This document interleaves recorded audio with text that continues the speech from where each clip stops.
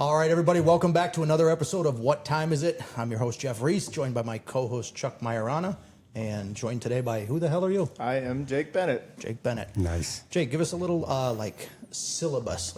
What are we going to talk about today? Who's Jake Bennett? Jake Bennett's a dad of 4 kids. They're all adults now, though, which is, has Jeff seen them grow up. Yeah. I'm a chemistry teacher for 31 years. Just finished my 31st year. That's pretty much it. I do jiu-jitsu with you guys. Yeah. 31 years, bro. 31 years. That's yeah. a long time to do anything. Yeah. It's hard to. It's about 10 years ago, I was driving to school and I realized I'm the old guy. Literally, I'm the old guy. How did that happen? Wow. Are you the most senior teacher? No, I'm close, but no. I'm in the top 10 probably, though. I think at Yeah. our school, I'm in the top 2 or 3. Yeah. Wow. It's a long time. Yeah, so all my friends are gone. They're all retired. Wow.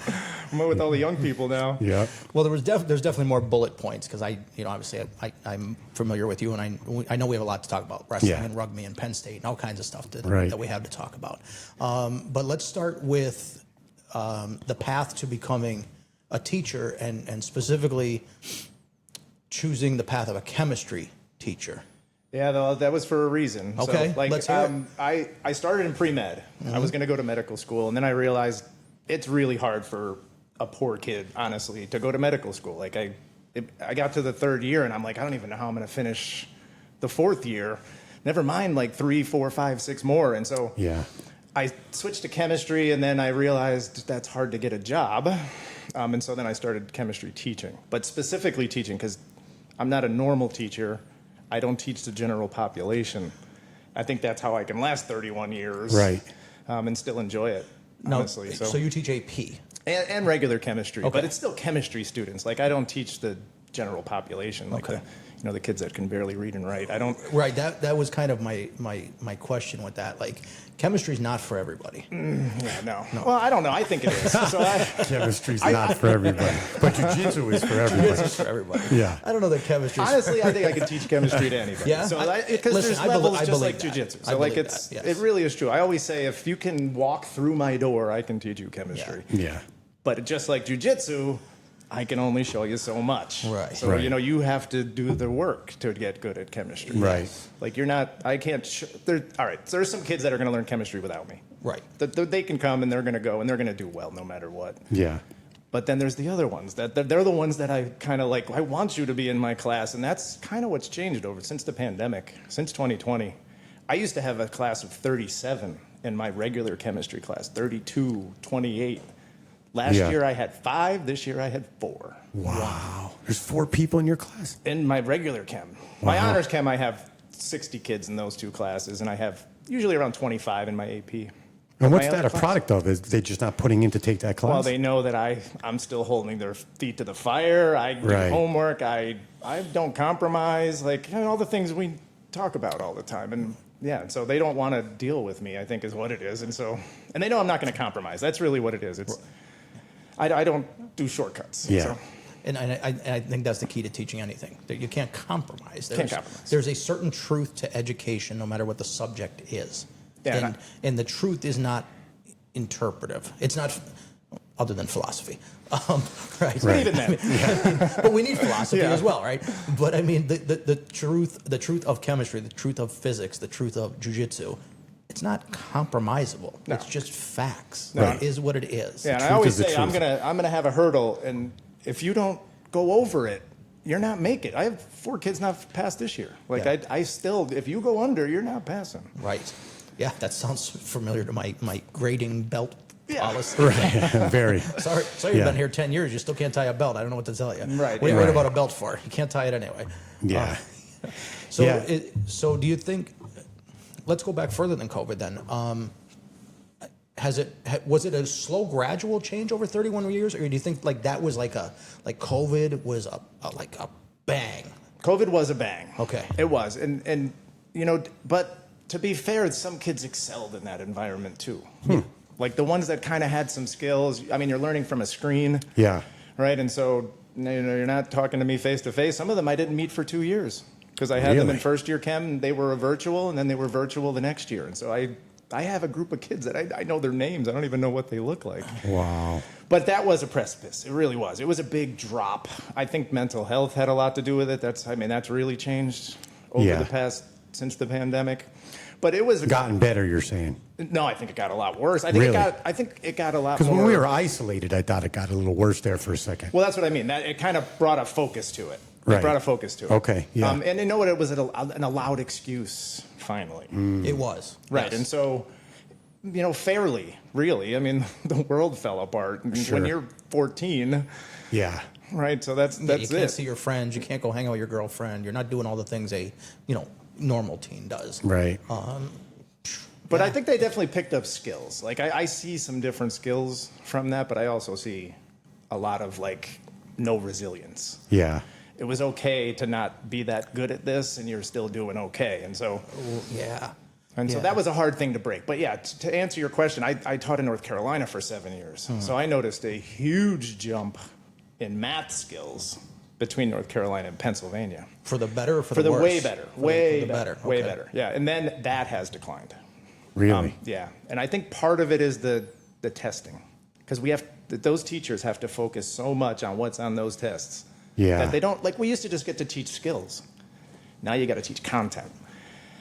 And that's, So for the SATs and stuff. the Keystone you have tests, to get them to the the benchmark. PSSA tests, those Yeah. things. Yeah, and they're tested from second, third grade on now. And so it's and that's all that matters. You get that score. So, but I think the pandemic changed that a little bit too. It's kind of we're starting to talk about the scores again, but it kind of erased it a little From bit an too. administrative level. From an administrative level, yeah. Okay. But again, I don't deal with a lot of that because I don't teach the general population. I don't know how an algebra teacher gets everybody to pass algebra. Yeah. I would almost wager they don't. Right. There's Right, only a little yeah. doctoring. Well, yeah. Right, It's I mean, you kinda it could be one of those. Could be one of those. Yeah. Yeah, you're good. You passed. I don't Right. want to deal with you Yeah. next year. Right, but from our perspective, we don't want that, right? So Right. that's a big balance. I mean, that's why a lot of people quit, honestly. Sure.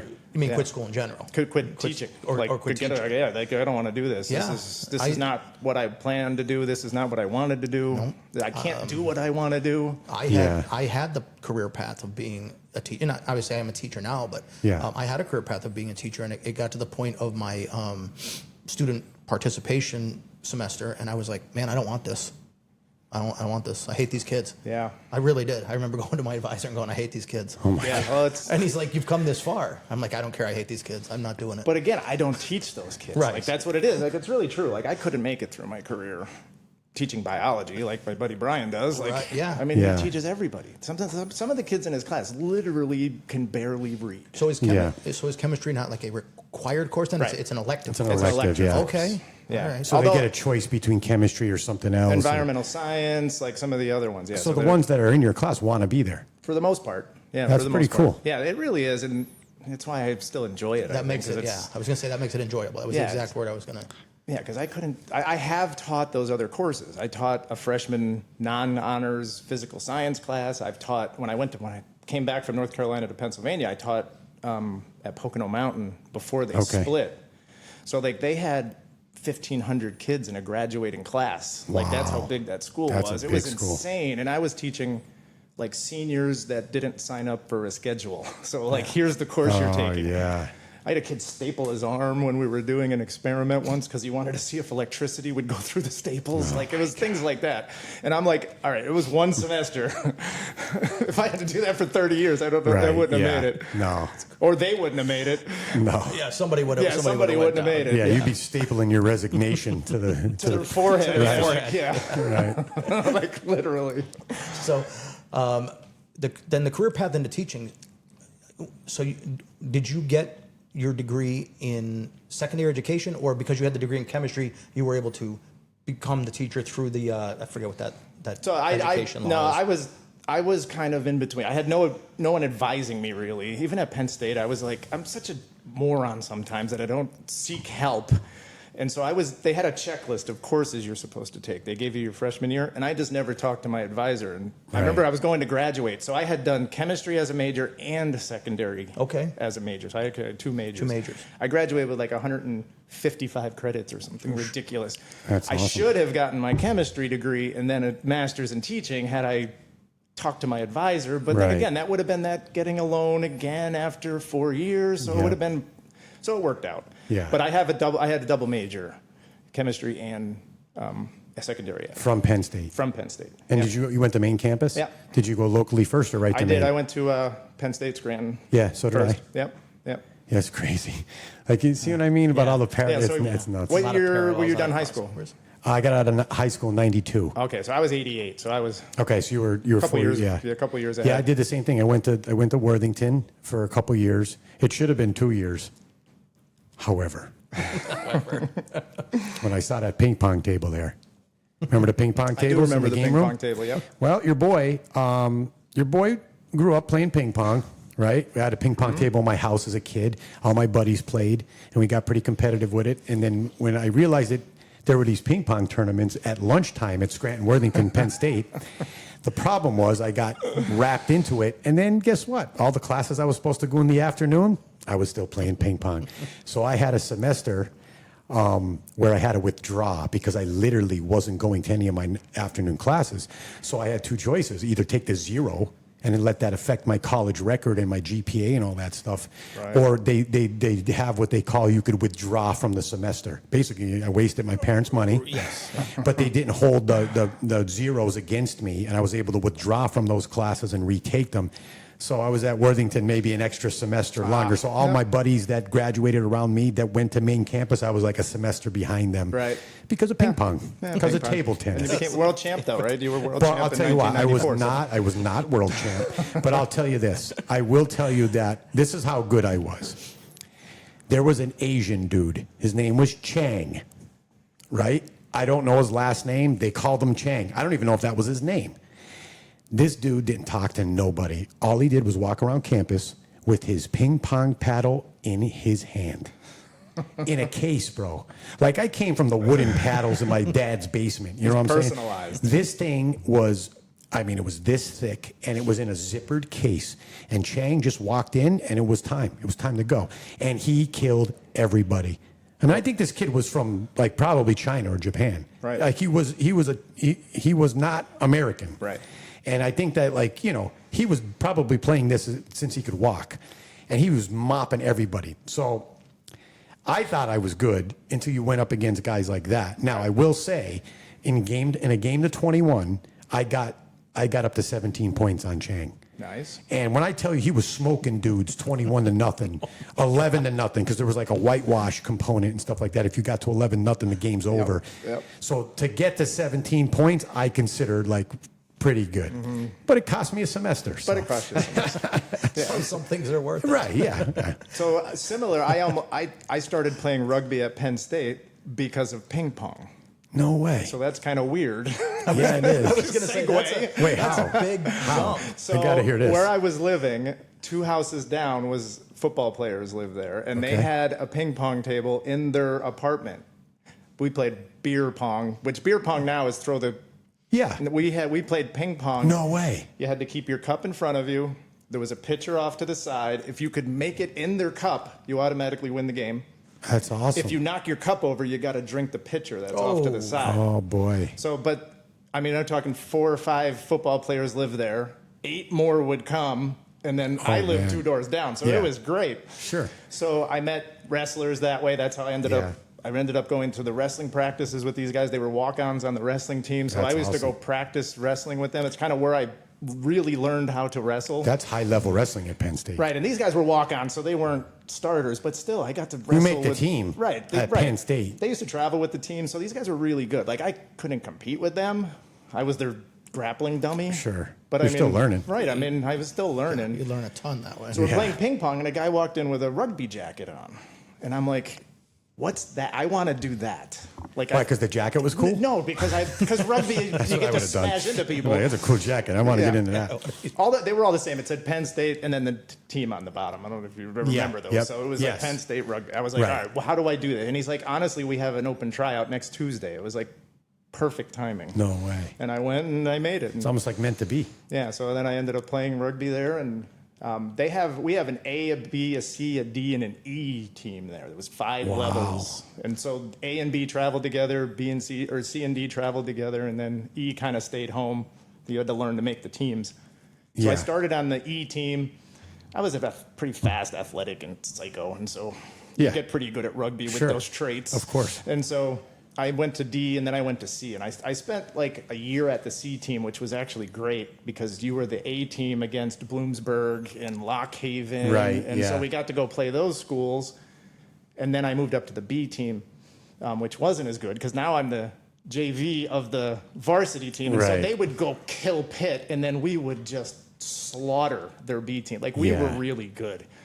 The best one was West Virginia because they had ABCD and we had ABCD, so we'd go play 4 games against them. I played in 2 A-side games ever because it was my turn. Like the kid in front of me was graduating. I played fullback. Okay. It was my turn, and then they recruited a guy. What is fullback? Like you carry the If ball? you've ever seen, everybody carries it, but if you've ever seen a rugby game, there's one guy standing in the back all by himself. Okay. Because you can't throw the ball forward, but you can kick it forward at any time. But then it's like a fumble. But the object is to kick it at the fullback because there's no fair catch. So I would have to stand under it and hope you didn't get ruined. I got a liver shot. That's how I know what a liver shot feels like because I got slammed once like that on a catching a kick. I thought I was dying. I didn't know what it was at the time. I thought I was dying. I thought they had broken my internal organs. It was against Navy. I was kind of talking trash to the kid, and because we were beating Navy for the first time ever. That's awesome. So I'm like sticking my tongue out at him as I was running towards him, and then when he got his chance, he took it. Yeah, of course. And he hit Cashed me. in. I stood up and turned around and pretending like I was okay. I thought I was literally dying. That liver shot. I thought I was dying. But so it was my turn to be the A team, and then they recruited a kid from the Air Force Academy, and I watched him run, and I'm like, oh, I can't compete with him. So I stayed on the B team then the rest of the way. Nice. Now, what's the overall rules of rugby? Like, what's the goal? It's just like football. It's run over. It's literally you have to touch it down in the try zone, and that's where the name touchdown comes from in football. Because in rugby, you literally have to touch the ball down in the end zone, and then you score. So you can run it over just like in football. So you're saying that's literally where the name touchdown comes from? Yeah, that's where it comes from. Yeah. That's touchdown awesome. from touching the ball down. Yeah. Yeah, that's cool. And you can't forward pass. You can't forward pass. You can't block.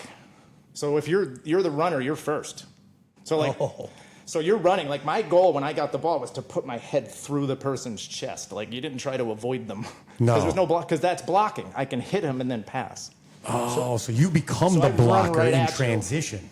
It's almost like a transition. You run into them and pass it behind you, and now you become the blocker. And then, so if someone's coming up behind you, they get a head start. You can hit them on the run. Oh, yeah, that's pretty cool. Yeah, I've seen it. It's great fun to play, too. It really is. But then you introduce the fact that it's also tackle. With no pads. No pads, Yeah, so you get hit, you have to fumble the ball, preferably backwards, because then your team can pick it up and run with it. Awesome. But then there's other rules where you can step over it. Like there's other things. But at any time, you can kick the ball forward. Like that was my job at Penn State was because I was fast and I could cover a lot of ground, was I would have to catch the kicks. Got it. So then I got a lot of big runs. They used to actually had a play for me. It's called 50. Just throw it to Jake, basically. Yeah. Like let Jake get a running start. We'll just throw it to him. Yeah. That's awesome. I wonder if did the spike originate from rugby then? Like how the football players spike the ball in the end zone? That's just a celebration. We don't have celebrations in rugby. You just touch it down and you're done. It's 80 minutes of, back when I played, there was no substitutions. Wow. You got to substitute one guy at halftime. Oh my God. That was the rule. So you had 40 minutes of all out sprinting, tackling, running.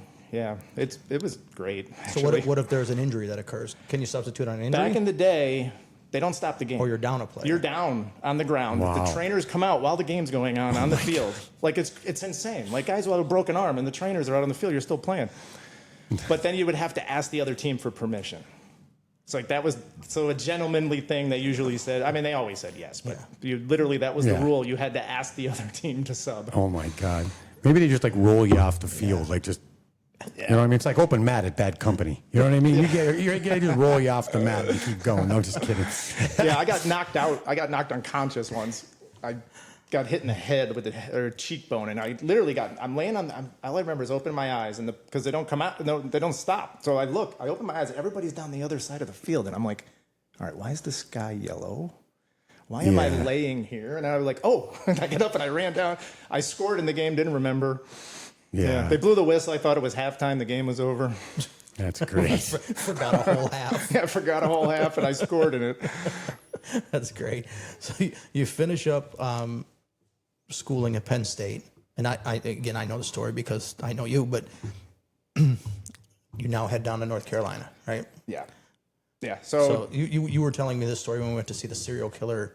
What the hell was that thing called? Serial killer speakeasy. Yeah. You were telling me the story, like packing up the car and going down for your teaching job. Yeah. So Daryl and I got married right in June. We just celebrated our 32nd anniversary last month. That's awesome. And so we were Hold on. You got to give it for that. You got to give it up for that. You got, yeah. Hey. 32, bro? 32, yeah. 32. That deserves every bit of the applause on that one. Go ahead. So we were going to elope at the time. And everybody was all for it. And then her dad called her and she's like, you know what? I think your grandma wants to see you. Of course. So now it's okay. Yeah. So we did real small. I bought a suit so I could interview. That's what I got married in. We have a small ceremony, but then we packed up a U-Haul. We had nowhere to go. We got some money. We had whatever from our wedding, and we're like, this is the opportunity to move. And so the blizzard of 93 happened, if you guys remember that. I remember it. do. But you were at Penn State, so the blizzard of 94, maybe you weren't there then. The blizzard of 94 I was in at State Penn State College in was 93. just as bad. I wasn't at Maine at 93. It was here. I was home in Yeah, so 93. the blizzard didn't hit here the next year, but it hit State College. So we had like a 30-inch snowfall 2 years in a row. Oh, man. And so I'm like, I got to get out of here. So we're going to drive south. We didn't have jobs. We started driving south. We went in Virginia. We didn't really like that. We kept going. We stopped in Raleigh, North Carolina. Remember how we got hotel rooms back then was you just drove there and you the vacancy sign. So remember that? Yeah. So we're driving around Raleigh and everything's taken. There was like some big convention. So we ended up driving. Raleigh is right next to Durham. Okay. Mm-hmm. It's called Raleigh-Durham Chapel Hill. It's called the Triangle. Yep. And Okay, so we cool. went to Durham and we found an apartment and we stayed in that apartment for a year actually. And so, but our second weekend there, we're driving around because Duke University is there. It's like a beautiful place. And so I'm driving down the street and I see these guys putting kegs in a truck and they're wearing rugby shorts. And I'm like, you got to be kidding. So I'm like, way. I pull in. I'm like, yo, what are you guys, where can I play rugby? And they're like, oh, we have a graduate school team. No way. For Duke University. It's the Fuqua School of Business. Wow. And we have a bunch of locals because it's only a 2-year program. So there's a big turnover on the players. So we have about 5 or 6 or 7 locals that played undergraduate that play with us. And so literally I started playing rugby my third weekend in North Carolina then. That was 94, and I played until 2001. Now, when you say they were wearing rugby shorts, are they like immediately recognizable? Well, they were booty shorts back in the day. So got it. Guys weren't wearing the same booty shorts at the. Well, maybe they could have been. They could have been, but you could pick out rugby shorts. Not so much anymore. But back in the day, they were kind of like the basketball shorts of the 70s. Like, why are we wearing these? I don't know. Yeah. But you didn't question it. And now you're on Instagram. On Instagram, it's coming back. Like now, the shorter the short, the more in style it is. Oh, like the Magnum PI. Oh yeah. Yeah, like the swimsuits now, like, you know, they're not like the old school, like down to the knee, and you got to be above the knee or you're old. Yeah, you know what I'm saying? That's okay. I'll be old. I'll be old. I'll be old. You know what I mean? I'll be old. Yeah, that's past me. So did you, when you guys left, did you have employment lined up as a teacher, or you went down there and No, started we had interviewing? nothing. We literally had a couple $1,000s from our wedding, and we paid 4 months. We went to the first. I couldn't understand the people. I literally could not understand Southern speakers. Daryl was Really? like, Just their dialect? I just couldn't. So this lady's telling this thing. I'm going, I can't. Daryl, I can't figure out what she's saying. Daryl, I can't figure it out. But so we get all the way through the whole process. We're about to sign the papers, and she's like, well, you say you don't have employment. And we're like, oh, no, well, we're moving here. We'll pay. Yeah. We can't rent to you. Oh, really? Because you don't have a Because we don't have a job. job We're like, no, locked but we down. have like college degrees. Like, we're going to get, nope, can't. Nope. So we go to another place. The lady's name was Penny Nichols. No way. No, honest, it was her Come name. on. Penny Nichols. And we had told her, I'm like, listen, before she even started talking much, because I couldn't understand her anyway. So I'm like, listen, we don't have jobs. We have money. We'll pay up front. Like, she's like, oh, don't worry about it. So That's great. That's where we ended up staying. That's something Penny Nichols would say. Penny Nichols would say. You know what I mean? Don't worry about it, honey. It's a very Penny Nichols thing It's to very say. Nichols thing to say. Very Penny Nicholish. I asked her if her nickname was 6 cents.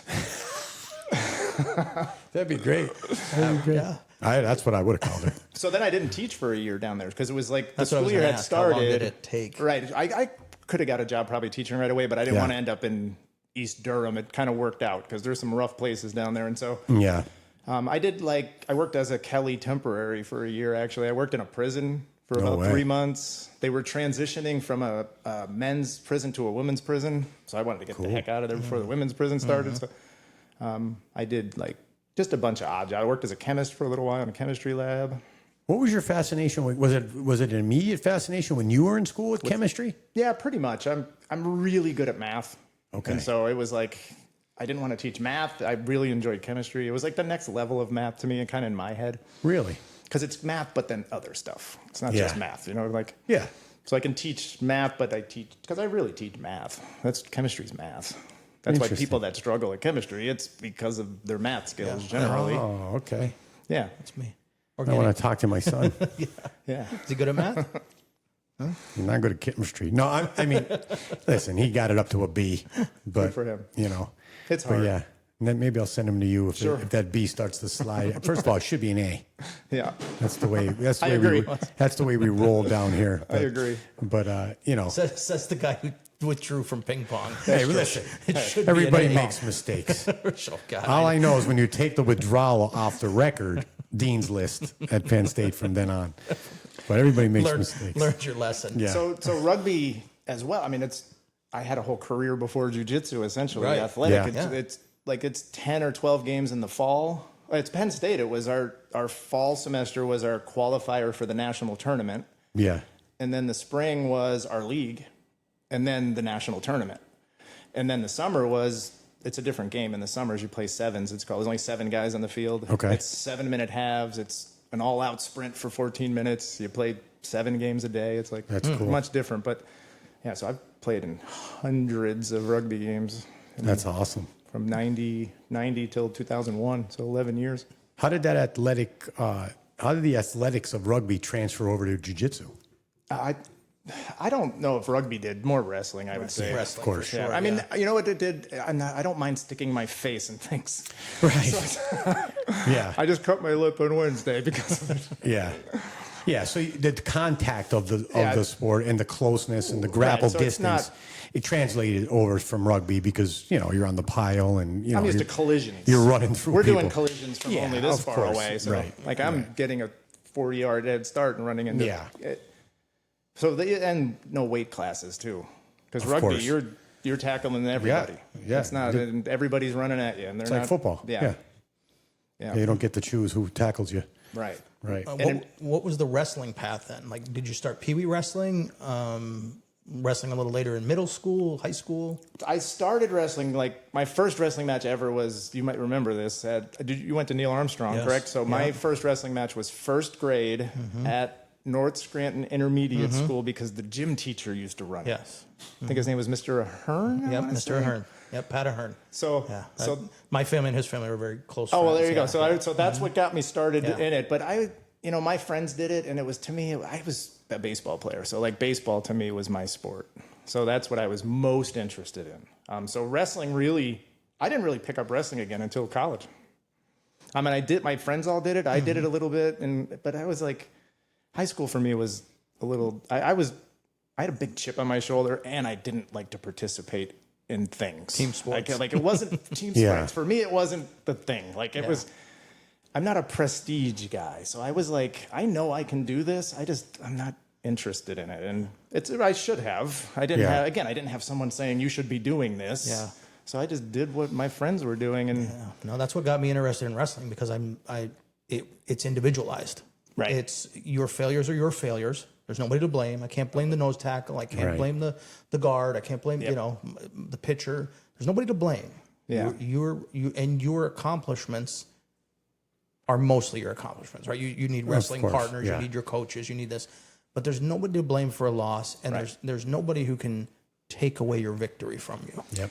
so for me, that when I did get involved with wrestling was my second year teaching. The head coach at our school, I didn't know the first year because I'm so engrossed on getting really good at teaching. Yeah. Back then, we got 6 observations and 4 of them were unannounced. So you didn't know when the principals were coming to see you. So I was like, as you can imagine, you know me, my personality. So I was like, any day, Yeah. this could be the day where I have to show them how good I am at Right. this. So it was a year of that. And then the next year, so I kind of made a reputation for myself, even in the first year there. They were like, all right, this guy works hard. Like the students are talking about my class, and it's chemistry. They're talking about chemistry? Really? They're talking about chemistry? So, but then I had a good relationship with the students. So like, I mean, kind of got out there, but the school I was teaching at was also huge. We graduated 900 kids. Wow. So like it was, there was almost 4,000 kids in our school. It was insane. Like we had 300 teachers. So like I didn't even know all the. I used to carry a pass in my pocket because they didn't. I looked so young. They just thought I was a student, and you're supposed to have a pass. So I used to carry a pass in my pocket, and I would just show it to the teachers when because where's your pass? And I would just show them right here.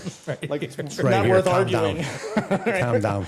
Calm down, pal. So the wrestling coach comes to me and he's like, "You're from Pennsylvania, right?" And I'm like, "Yeah." He's like, "You know wrestling?" And I'm like, "I mean, I can fight, but no, I can't teach you any technique." And he's like, "Well, you don't have to teach technique. I will." He was an All-American at the University of North Carolina. Wow. Like he was the assistant coach was an All-American at Bloomsburg. So he was from up here. He was from Jersey. The other guy was from Michigan. It was his brother-in-law. Cool. Also a science teacher. He's now one of the top chemistry demonstrators literally in the world. He's the leading Mentos and Coke demonstrator in the world. Oh my God. You could look him up.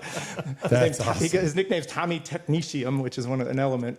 Oh my Tom God. Kunzelman. Good. So these guys come to me and they're like, "Listen, we see what you're doing in your class. You have standards. We need an assistant coach. We'll teach you everything." And honestly, meeting this guy was like a difference in my life. He was that mentor. Yeah. Like this guy was just so he never compromised. He's the only one of the few humans that just never, ever, ever compromises anything. His That's diet, awesome. his exercise, his family. So discipline. Huge Christian. Yeah. Ran a fellowship of Christian athletes thing at our school. He pretty much ran everything at our school. Right. He was just like that guy. Yeah. But he was also an All-American wrestler, wrestled in Europe, like hard nose. This is the right way to do it. This is the wrong way to do it. This is the way we do it. Right. Yeah. And so I got to learn that from him. And so I learned wrestling through it, and then I got to wrestle a lot because of it. Because, wrestling practice, just like jiu-jitsu, like I'm not standing on the side telling you how to do, and I'm 23. Right. So like I'm in it. Yes. Yeah. And so I was still playing rugby, but not during wrestling season. Of course, Like at the end of the fall, because wrestling didn't start till November. So I did all the summer until November, and then springtime rugby came while wrestling was over. But I started doing that 12 months. So I did 12 months a year for 8 years. Yeah. Coaching wrestling with him. Yeah. And that was the other thing that I love about wrestling that you touched on with this individual. This is the line. You have to get to it. Wrestling is a self-cut sport, right? So everybody gets to play on the baseball team. Everybody gets to play, at least at a certain level, right? Middle school, whatever. Wrestling was, if you can't hack it, there's the door. There's the door. And you walked out of it. Not even. They just left because they just left. Yeah. It was like. It's too a hard. self-cut sport. This is hard. So here's a story I can tell you about. So now we're not just good. We are ranked second in the state, our team. That's awesome. So like we were really good. Yeah. And that year we made it all the way to the state finals in the dual team. And two of our kids were kind of a little rougher around the edges. He would keep them corralled, but they knew there was a line. Yeah. And so they crossed the line 3 days before the state championship, and he did not. We had to forfeit a match in the state. He's never won a state championship. Wow. It's come close, finished second a bunch of times. We would have won. And he suspended For his those values. kids 2 days before the finals and didn't let them wrestle. We had a forfeit in the state finals, and we lost by 3. Oh, my God. But I saw that, and I'm like, that's That's a life lesson. That's a life lesson right there. Yes, and those kids have learned that life lesson. They at sure this point. have. Whether they benefited from it or then used it as an excuse to just make bad decisions, you Yes. benefit from that hard line decision. Yeah, so meeting that guy really changed my philosophy on everything. Because I was never that way. I mean, I never was. And now I'm seeing what this guy's doing. And I'm like, this is crazy. Like we're sleeping in hotel rooms for tournaments, and I wake up and he's already over there, like sitting in the corner reading his Bible verses for the day. He had already gone for a run. Yeah. I'm like, just a different type of person. Yeah. Plus, he wasn't my height, but he was about 230. Oh boy. Fire plug. Yeah, like strong, one of the strongest humans I've ever met. Yeah. Like it's crazy. He was just he's still a great dude. Now he's since retired. He's now for the University of North Carolina. He's their like bench coach for the wrestling team, and he's their chaplain. Yeah. I just saw Mason and I saw him on television when UNC was wrestling someone. I'm like, hey, there's Schreiner. There's Schreiner. Yeah, that's awesome. Yeah, really great dude. With That's 31 years of teaching, do you have like one or two either students or moments like the Staple Kid, or do you have like I got The lots. Staple Kid. but like they stand out you had like a student 25 years and you're like, wow, they're majorly successful Yeah. now, and I remember them from class. I don't know. You know what? I don't really. It's hard because I left North Carolina and I came here, so I kind of had down there. They don't even know where I am. Right. Probably. Right. So my early career, I had a kid.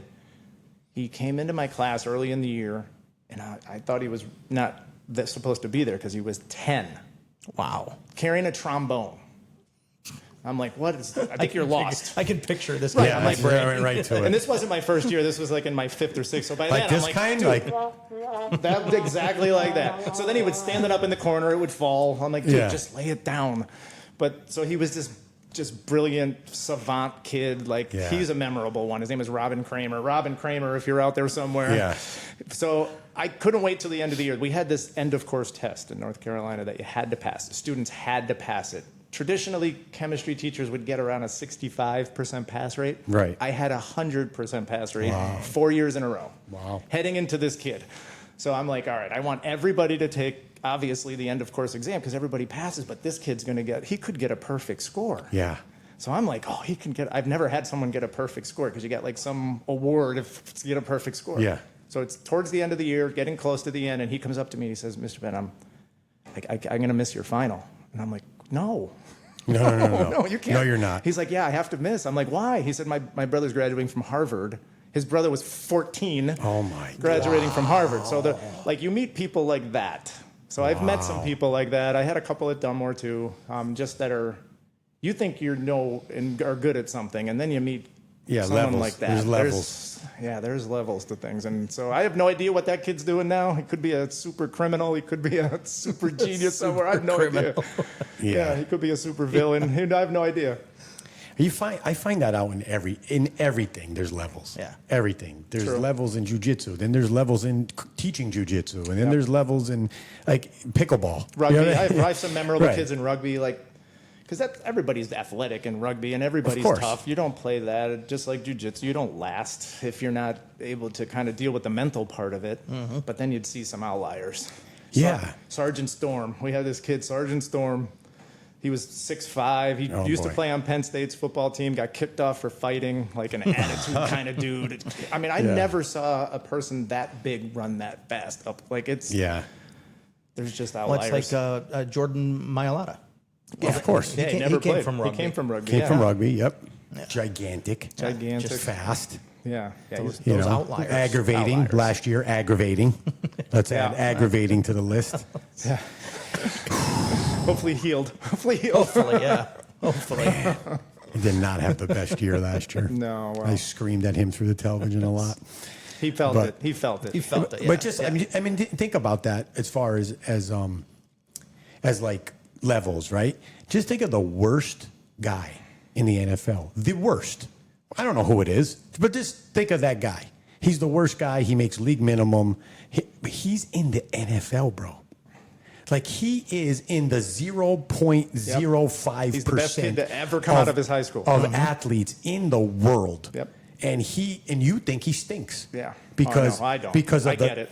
Yeah, right. But what I'm saying is when you compare him to those other people in the league, you're like, oh, that guy don't even play. He's never Yeah. going to play. He's on the practice, whatever it is. He's in the NFL. But there's such levels to that game Yep. that now when you compare him to the 0.00001% who's like starting at that position, there's levels to everything. It's crazy. You know, it's for me like coming into jiu-jitsu. Then like a lot of people have kind of a misconception too. I think about jiu-jitsu, and we talk about how difficult it is. You can show a move 100 times, but then you go try it, and you can't do it. Right. So like Or the opposite. Or the opposite, yeah. Or you could do a move, but you can't show it. Or you can't show it. Right. Right, because right. And so like coming from the sports that I came from, rugby, there's no pretend. There's no hiding. There's no blocking. You miss the ball. Everybody it. knows it's a penalty if you drop it forward. Now they Yes. get to try to score. Same with wrestling. There's no pretend. Right. There's no hiding. There's about no hiding. Somebody else. No. Right. So when I came to this, I kind of come from that perspective. I'm not trying to hide. I know how hard this is going to be, and I know what this is. And I kind of, from that perspective, I knew, and I was looking forward to jiu-jitsu for literally 30 years. If we get into that story. Yeah, let's talk about that. How did we? There's some stuff that you've said I want to cycle back to, but let's cycle into jiu-jitsu. What brought you to the game? Well, honestly, it was Hoist. Yeah. So like so many of us, yeah. Like literally, so when I was a big Bruce Lee fan growing up. I thought that was the ultimate of ultimate fighting. Whip the dragon's tail and knock him out, and so like that was the ultimate to me. I made nunchucks. Right. So yeah, there you go. My dad. I would have knocked my teeth out if I had that. So I was like, I'm kind of glad I didn't do that. But so that was, I just was fascinated with martial arts, but I was also living in the projects. And we went to a karate class at the Westside Boys Club, me and my hoodlum friends, and they're all dorks. We're like, we'll kill these. What are they? What are they breaking fake boards? What are they doing? Kicking pads and stuff. But again, we were coming from the hoodlum perspective. Right. We didn't know the discipline. Right. From the streets. From the streets. Yeah. Right. So when we walked in, it was like, well, this isn't gonna. But we did. I probably went to 2 months worth of karate at the time. Maybe it'll get better. My favorite thing was he used to hold a jug up in the air as high, and you could try to kick it as high as you could because that was the only thing I can do well. Yeah. So that didn't last. And then fast forward, wrestling, everything else. I'm living in North Carolina at this apartment. It was 94. We moved there in 94. There was a video store. It was a grocery store, a video store, my gym, and then we lived in the apartment complex right behind it. So I used to walk over to the gym, go to the video store. That's what we did back then. The video store. The video store. That's great. Anybody under a certain age is like, what is that? What is the video store? My fondest memories. Fondest memories, right. Yeah. So I had a buddy that I met, two guys that I met. Ended up being the best man at both of their weddings down in North Carolina. But I met them all within the first month of living there. The one guy was an Army Ranger, just retired. Wanted to be a nurse anesthetist, so he was living in Durham. I met him at the place I was working at, Spirit Rent-A-Car at the time. Nice. Spirit Rent-A-Car, catch the Spirit. Oh, my God. It was horrible. Just hopefully not Spirit Airlines, because they stink. This was just as bad. Well, they're done now, I think, Spirit Airlines. Yeah, they're done, son. Yeah, I think they're done, too. So me and Captain Dave, that's who we used to call him, Captain Dave. Done, son. Sorry. So we hung out. He was 10 years older than me. I was 23. He was 33. But 33, when you're 23, is like 100. But he was an athletic guy. Just got out of the Army Ranger. Taught me rock climbing. But we would hang around a lot. And we loved horror movies. Yeah. So we're like, it didn't matter how bad, how stupid. We loved these horror movies. And if you remember, the good horror movies were in the porn section. Yes.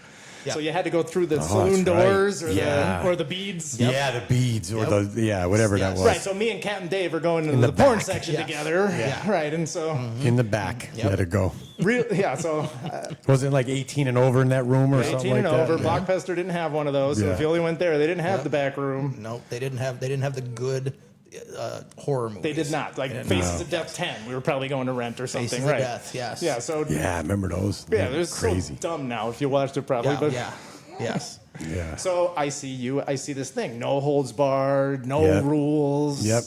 And so I'm like, what is this? And so we rented it, and it was Hoist UFC 1. And so we watched it that night. He came back over, we watched it again the next day. And I would say over that 6 or 8 months, we probably showed it to 10 people. We're like, have you seen UFC? Have you seen this thing? It's like not WWF. No, it's real. It's like it's what happens if you really get punched in the mouth. Right. As real as it gets. Yes. So that was my introduction to it. Literally UFC 1 on VHS, probably a couple months after it happened. It was 93, so this was a year after it happened, probably or so. Now, do you have a vivid, for me, I have a vivid memory of watching it. Yeah, so as you're watching it for the first time, walk us through, what are you thinking as you're watching? So I'm thinking UFC 1. Honestly, I saw the pictures. I thought Ken Shamrock was going to kill everyone. Yeah. And then he had the build. Remember, Hoist comes out and the guy has one boxing glove out. We're like, Art Jimerson. So, but when that happened, I'm thinking, all right, this is still gimmicky. You know what I mean? But the first guy just got his tooth kicked out. Wasn't that the first match? Right the out of his sumo face. wrestler? Yep. That was the sumo wrestler against Keith Hackney. Right. Knocked his tooth out. So then I'm no, thinking, not Keith Hackney. No, it wasn't. No, that was it was Bordeaux. It was Bordeaux. Bordeaux. Yeah. So and then the match with Bordeaux and Hoist. And so I don't know. I was just thinking, I love that style back then because it was the tournament. So you got to root for guys. Even if, like, I mean, after I didn't see Hoyce anymore because he wasn't doing it, but still you got to root for this guy. He got a good knockout, or he was tough and came back, like those kinds of things. But I remember just being, I have got to learn this. Fascinated with it. But then how do you find that in 1994? You didn't. You go in the yellow pages, there's no Right. jiu-jitsu in the yellow pages, right? So I literally was kind of outside of wrestling then still, because all the wrestlers are in it now. I remember Dan Severn, but because I was coaching wrestling at the time, I didn't know who he was, but he was one of us. Right. I was still rooting for Hoyce because that was like UFC 4 or so. So Yeah, that was 4. Yeah, number 4, yeah. And I actually recently Got him with a triangle. rewatched it recently just because I knew we were probably going to talk about it. And Yeah. so he actually was trying to Ezekiel choke him, which I didn't know at the time when I haven't watched it since 1994. So I was like, holy God, he's trying to Ezekiel choke him. And Jim Brown's doing something with his hands. They had and no the other clue, guy's the like, no, announcers. he's They had no smashing him. idea. He's smashing They him. had no idea what was going on. Nothing. Because he ended up in 4. He got Dan Severn with a triangle. With the triangle. He got him in a triangle Yeah. earlier. And they didn't even understand why No, he he thought he tapped. was. No, they thought he was losing still. Yes. But he got him in a triangle, and Severn smashed his head against the cage and got out. Right. And then he triangled him again. Yeah. It was almost like it was like a combo triangle arm lock, or was the arm across? It was the arm across triangle. Yeah, it was okay, arm it's a across. standard one. Yeah. I think it was more Right from I 1.5. remember he tapped on the mat. His head, because he broke his posture. And his head was down almost. He was almost in like a tripod position because he was like standing up. Yeah. He smashed it down the whole time. He tapped on the mat like nice and slow, and they're like the announcers didn't even know why. I think he's tapping. Because he was on tapping. top. Yes. He was on top, I so the know. announcers didn't realize why he was tapping. And still to this day, he is salty about that match. When you Really? listen to interviews of Dan Severn, Oh, he is, because he said he didn't hit him. His dad was there. He's like, his dad I'm like, was there. whatever, I didn't dude. want to beat him up in front of his dad. whatever. I could have killed him if I wanted to in that position. And it's like, no, you couldn't. No, bro. you might Just think relax. that, Just yeah. take the L, move on. That's So weird. then That's the a next little, memorable parts for me were then when they started beating the jiu-jitsu guys. Yes. When the wrestlers started passing the guard. Yes. Because no one could get past the guard. Correct. And the guard was like, I thought it was unbeatable. Yes. Right. And then the wrestlers started passing the guard. And then they started elbowing them in the face. Correct. Yep. And so that evolution, I saw all of that. So now I'm like, all right, I don't need to learn jiu-jitsu. Because these guys are smashing the jiu-jitsu Right. guys. Yeah. And I'm one of these guys Yes. now. And so Right. then it was like, all right, I don't need jiu-jitsu. Yeah. But then and those guys did have some knowledge. of course they jiu-jitsu. did, but still, I was a wrestling coach at the time, and now I know Mark Coleman. I Of course, know yeah. who these guys. I've Yeah, seen Mark these Kerr. guys wrestle. Kevin Randall. I've wrestled. Yes. Yeah. I've Kerr. seen them wrestle, and now I've seen what they're doing. I'm like, oh, okay, I know. Right. I can do that. I can do what they're Yeah. doing. I do it to people. Yep. But then I started jiu-jitsu, and then honestly, my first introduction to jiu-jitsu, if you want that part of it still, so my first introduction at all would have been not till 2013, to fast forward a lot, but Yes. because kind of life happened. I had 4 kids. Of course. My wife stayed at home with our kids from Right. 2001 until 2013. So for 12 years, we had one income Yeah. and a teaching income. Right. And so that's what kept me away was I was working. I was just working Yeah. 2 jobs. I was my brother's brother-in-law flipped houses for a living, and I did construction work. And so my brother and I, we worked every day till 10 p.m. I used to go from school, eat dinner at Sheetz, and then go to the job we're Wow. working at till 10 o'clock. And we realized at one point we had worked 200 days in a row. Wow. We're Oh like, my we have God. to like take breaks here. Like, Yeah. like this is insane. But we did that for 10 years. Wow. So I did that. That's how we got to live with one income, because I had a supplemental income doing that. Yeah, you had 2 incomes, but you were doing both of them. I was doing both of them, and I was working. And your like- wife was raising the kids. Yeah, so it was. Yeah. I mean, jeez. Which is a job in and of itself. That's a whole whole job. job, Yeah. right? And we have 4 of them, and Yeah. we had Right. 4 of them in 6 years. Yeah, job So, times 4. Yeah. She had 4 jobs. You had 2. Right. You know what I mean? Exactly. So let her. I'm sure she'll remind you of that. You only had 2 jobs. I had 4. No, she doesn't have to. So 2013, during that time, she went back to school. And so Awesome. she got a nursing degree. She had a degree from Penn State, but now she has a nursing degree. And so she got her job. So now we have 2 jobs. So now I'm like, all right, we're going to jiu-jitsu. Yeah. Kids are doing it. Yep. The girls really were kind of shy, were super shy. I mean, even Mason was, if you remember Mason back. was, Yeah. They were all shy. Yeah, they were all very shy. But Mason was at least more willing. But he was 6. Yeah, he was tiny. But he was tiny. So Yeah. I was like, so now I'm like, all right, where are we going? I don't even know how we ended up at Scranton MMA, honestly. I don't remember the process, if I searched how I ended up there, but we went to Scranton MMA. 3 weeks before about to start, I blew my disc out of my back doing cleans. So I was like hobbled. Yeah. So I planned to start and Mason. So a dad and a kid walk in, say that they're going to do jiu-jitsu. The kid does. The dad's talking about doing it. You know what I mean? So we know that perspective. Of course. But I knew I was going to be doing this because I had planned to do it since I watched Hoist back. Like I am doing this. Right. So we met. I don't even know if you remember meeting back then. I remember briefly meeting because we had a conversation about Gracie Combative's DVDs. Yes, that was after that. So that was the after first that. conversation we had was about your bullying program. So because I was a teacher, so you found out I was a teacher. We were talking about the bullying program in schools and things. And so, but at the time, I mean, again, we talked to you a few times, and one of the judo guys had a bald head too. So I was like, yeah. All right, which one was I talking to before? But then when I talked to you, I was like, oh, okay, there's a difference. Yeah. Oh, okay. Yeah, one guy knows what he's talking about. The other guy's right. Okay, I get it now. Until he makes it. Yeah, and he's still faking it till he makes it. Right. I'll look at the camera and say, yeah. So will I. Boy. Yeah. So that was my introduction to jiu-jitsu. Then was all right. I found Scranton MMA. Mason's in. Yeah. I'm waiting just because I literally couldn't barely stand up straight. It was 2013. It was July of 2013, me planning to start as soon as my back got better. So that's when I met you, and I'm like, the great thing about Jeff is he teaches a kids class to kids. He doesn't teach an adult jiu-jitsu class to kids. Exactly right. Right, That's why he's the best kids instructor by in the far. area. Yeah, and I can say it because I did it with him for what, 7 years, We're going to get 8 into that years. too because you're a big part of that program too. Yeah. So I'm seeing what you're doing for Mason, and I'm like, all right, this is the place. I have found, thank goodness, I found the right place right off the bat. And so now my back's getting better. And then, like, I met Kevin, because we would have the kids class, and then you would have the adults class. So I would kind of hang around so I could see what's happening, and I'm like sneaking around the corner, you know, taking a look. But then or window shopping. Big Kev comes over to me, and he's like, I know you. And he knew my brother. Oh, okay. And he's like, wait, you graduated with my wife.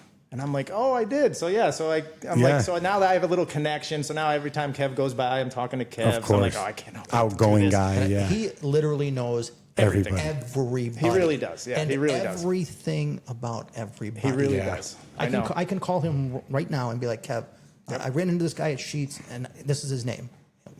He'll rattle him off. Yep. And my brother is like that. So I don't know anyone. I'm the same way. I don't know anybody. Plus, I left for 7 years right after college. And I never really went back to Scranton after I left high school. Like, I went down there, I never came back. And so I was gone for 11 years. I don't remember those people. So I asked him. So anyway, so now I'm like ready to start. So now it's October. My back's good enough. Yeah. I've been watching these classes. I show up on Tuesday for class, and there's 2 freaking people in class. Wait, what happened? Yeah. Jeff, wait, what happened to the 25 guys that were here last Thursday when I was going to...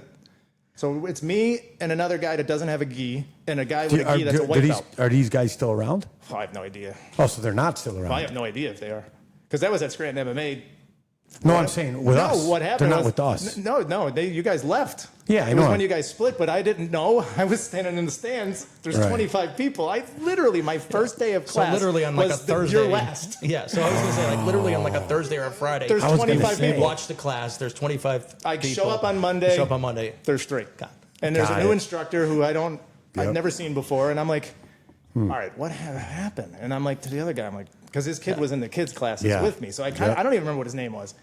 And he's like, I don't know. I'm like, what's going on here? And he's like, I don't know either. And we're like, I don't know. And so That's crazy. So that was my introduction. I missed by a class. Yeah, because when I left there, I was Voldemort. Like, he who will not be named. Oh, yeah. They were. Oh, like, they were, no. Do not mention Jeff's name. Do not talk about it. If anybody asks what he's doing, say we don't know. Like, don't. That's what happened. And so, because the other white, because we're like to the other white belt, because he had been in class with you guys some, and we're like, dude, like, what happened? He's like, I don't know. I asked, and they said that they don't really know what's going to happen. And I'm like, what do you mean you don't know what happened? I've been looking forward to this for 30 years. I showed up for filet mignon, and you're giving me a burger. Right, yeah. There's like 21-year-olds teaching the classes now. Yeah, young. Like, I'm like, what is going on here? This is not so. But now I have a 6-month contract. So now I'm not out till the land till of the February. contracts. The land of the contract. So this is October of 2013. So I don't know if this was on purpose. As I was looking up my dates, because I don't really look back. Right. So like for me, I was like, I don't even know the year. Like I could guess, but I don't really know. So I looked it up. It was October of 2013. We started in July. October of 2013 I started, because November of 2013, Hoist was coming to Scranton MMA for a seminar, Yeah. which I now probably realize had a reason Yes. why he was coming. 100%. But I'm on the outside of this. So Yeah. I'm like, all right. And there was like 18 people there, 15 Right. people. Right. I remember. 7 of them were instructors. Right. But I was one of those. Let me tell you something. Jeff counted. Yeah, I'll bet. Yeah, we counted. Well, we counted. You know what All I right, mean? so Like, it from wasn't my just him. perspective was this is Hoist, right? So I'm going to get a picture with him, but Yeah. I am not a celebrity Hog. Yeah, Like, I don't right. care that he's Hoist. Like, I just want to meet him. It would be cool. Yeah. But then they were having like a big after party because it was the 20th anniversary of the first UFC, so you could hang out with Hoist. And I went home. I didn't even stay. You know what's You didn't miss much. Yeah. You know what's crazy? We've told this story a lot. I don't mean like on here, obviously, because this is relatively new. But like, how many times have we told the story about the day where you had called me and said, "Hey, there's no class today." I'm like, "Why? What's going on?" Like you're like, Yeah, there was for me. like I'm done. You know what I mean? And I'm like, "Well, where do you need me?" You know, and then I called EJ and those guys that were coming up, and like we helped them move the stuff and all that stuff. Then we were out too. We were Sure. with him. Well, That was I it. saw. And we tell that story all the time about that and about loyalty and about how we started over all together and that core group of those that Kaiser Avenue crew, right? Before we even had the place. There was a crew of us that just left with him. We didn't even have a place yet. Right, we just left with him. We were going to figure it out. We just put our jiu-jitsu careers on pause because we knew we were sticking with him and that he would figure it out.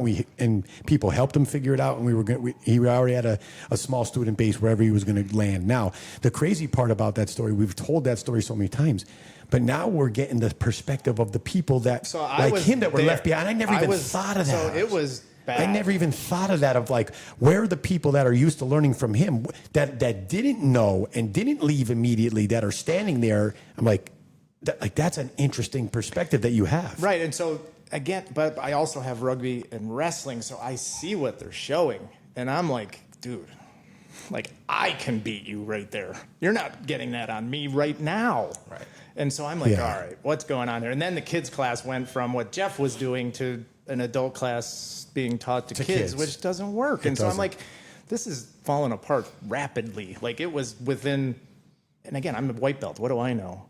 But I knew it. I'm also 40 years old. Like, I'm not an idiot. And you're a grappler, and you're an athlete. Right. Right. So I stopped doing jiu-jitsu mostly. I was mostly doing judo because those guys were at least doing sparring and things. Like, they were doing in jiu-jitsu 1 minute rounds. I'm sorry, what? 1 minute goes. Go ahead, mount 1 minute. Nobody's getting out of my mount. Those Wait, white are you belts aren't talking getting out about of my mount. are you talking about positional drilling or are you talking about sparring? Both. They were literally 1 minute. 1 minute goes. Okay. I mean, 1 not much minute could goes. happen in a minute. But Not much can happen in a minute. So like, I know unless it's like the warm-up, positional warm-ups that we do. We do 1.5 or 2 minutes. And I'll tell you why I know. Because when I finally got, I don't know if Jeff remembers my first day, but my first day on Kaiser Ave then, so fast forward, February happens, my contract's Contract up. is up. Yeah, so you're locked in for that 6 months. We're there till 6 months. And again, I got to know some of the judo guys. They were pretty cool dudes, like Eddie and Vito and those guys. Yeah. Like, they're really good dudes. Eddie and Vito are very good dudes. I still to this day. Yeah, I always liked Vito. Yeah. I always liked him. I don't think I knew Eddie. Yeah, Eddie was a tough old guy, Tough dude, really good with yeah. his Cianagi until I figured out how to stop that. So. Yeah. Yeah. Yeah, and so even judo was awkward for me because when I learned wrestling, we weren't big on throws. Right. So like, to me, judo was foreign because to me, Yeah. I'm gonna tackle, or I'll just tackle you. Tackle you, yes. But then you can't touch the leg. I'm like, Right. what do you mean you can't touch the legs? Yeah. Yeah, what does that mean? What does that mean? That ruins my whole stance. Because I'm like bending over and Eddie's making fun of my stance. And I'm like, what's going on here? Oh, you can't touch the legs. Can't touch the legs. Can't Yeah. touch the legs. Yeah. Well, anyway, so that goes by. So now February happens, and I'm like, I don't know where you guys were still. Right. It's like, you're just gone. Yeah. So now I bought the Gracie Combatives DVDs. I bought the Kid Bully Proof DVDs, and I got the Women's Empowered DVDs. So I still have them. So now I have I'm him doing, in there, in that room, right in there. right. So now I'm doing that at home on the TV. Mason's still enjoying. It was better Yeah. than what he was getting. Of We're course. doing those kids drills are still great. They Oh, really are. So 100%. now all my kids. So I bought mats. I'm doing it at my house. I can't really do the combatives with Mason because he's 7. He's too small, yeah. Right, and so I've been inviting people over just to practice a bit, even just running through Punch Block, like all of the DVDs. And so, yeah, so now that's February, March. Now by April, I'm like, I got to find somewhere. I got to find somewhere. I was going to do a Gracie Garage. You were talking about those, how you might have been on with a Gracie Garage. Yeah, you're sitting in it. Yeah, right. Right where you're not in there, where it is now.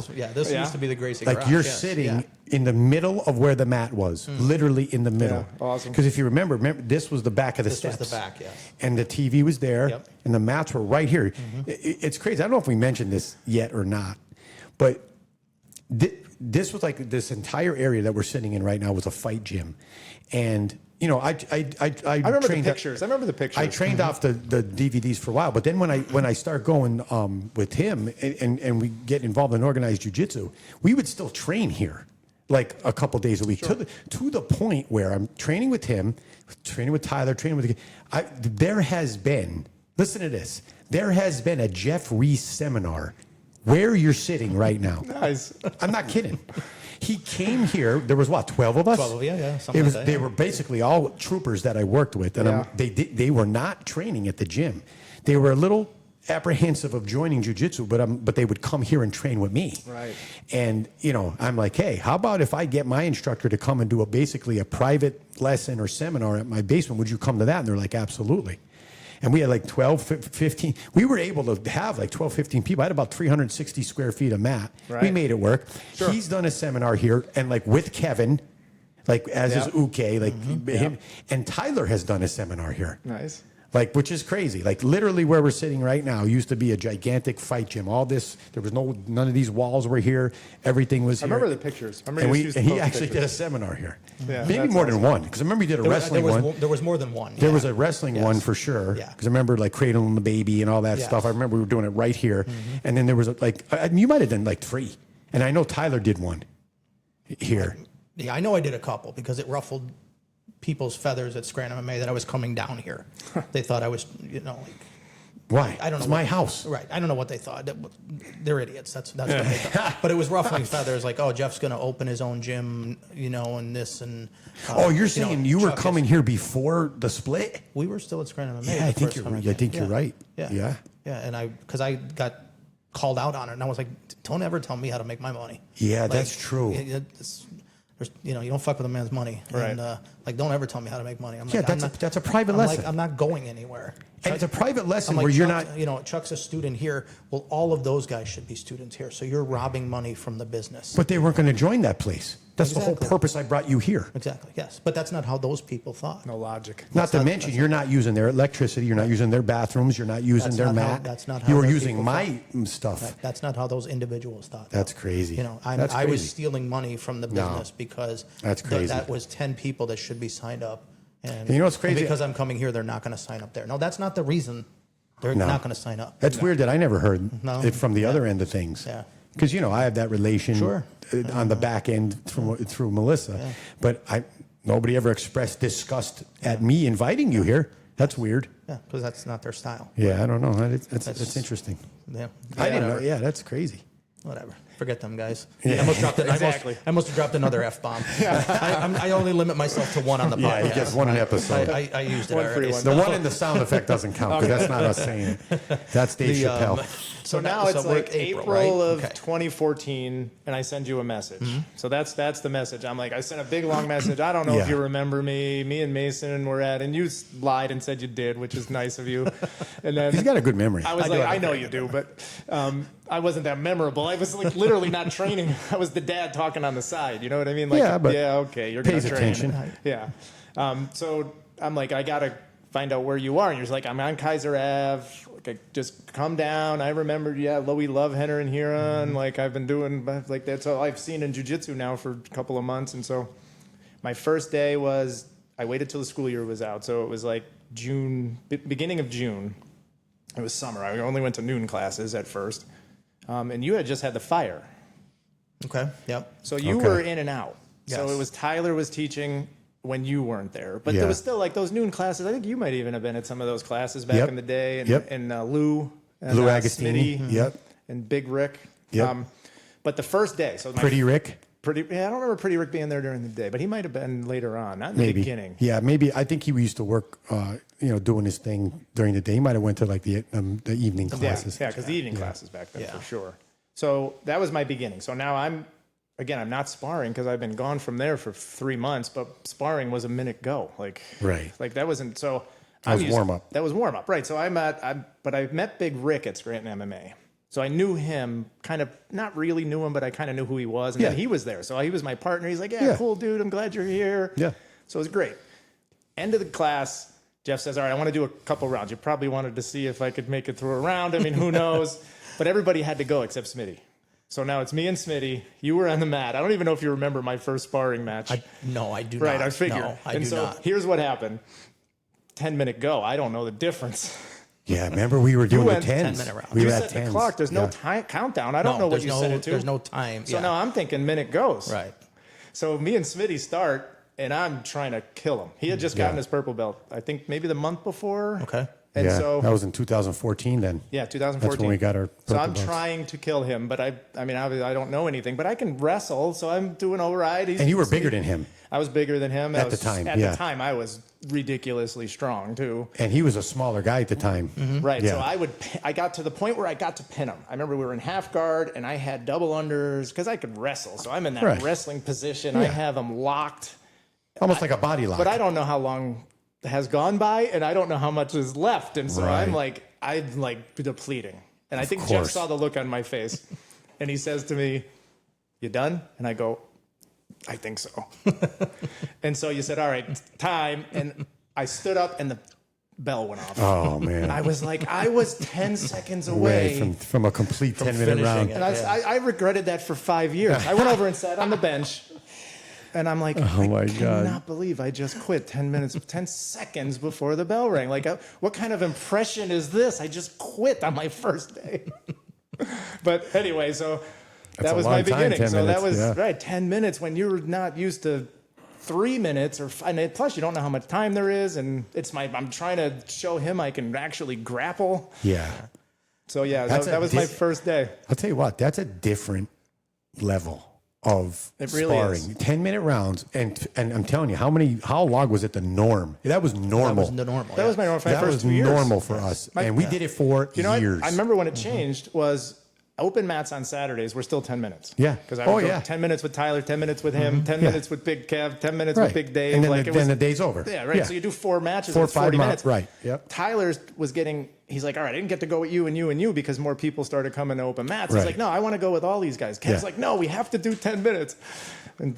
So it was a little argument back. Some Saturdays were 10, some of them were 5, some of them were 10 and 5. Who was running it? Who was there? Who was running it? But it was just literally so that you got to grapple with everybody in the room. And the crazy part was obviously that was at the time I was still actively competing. Yep. Tyler was actively competing. I Kev was know. actively competing. Yeah.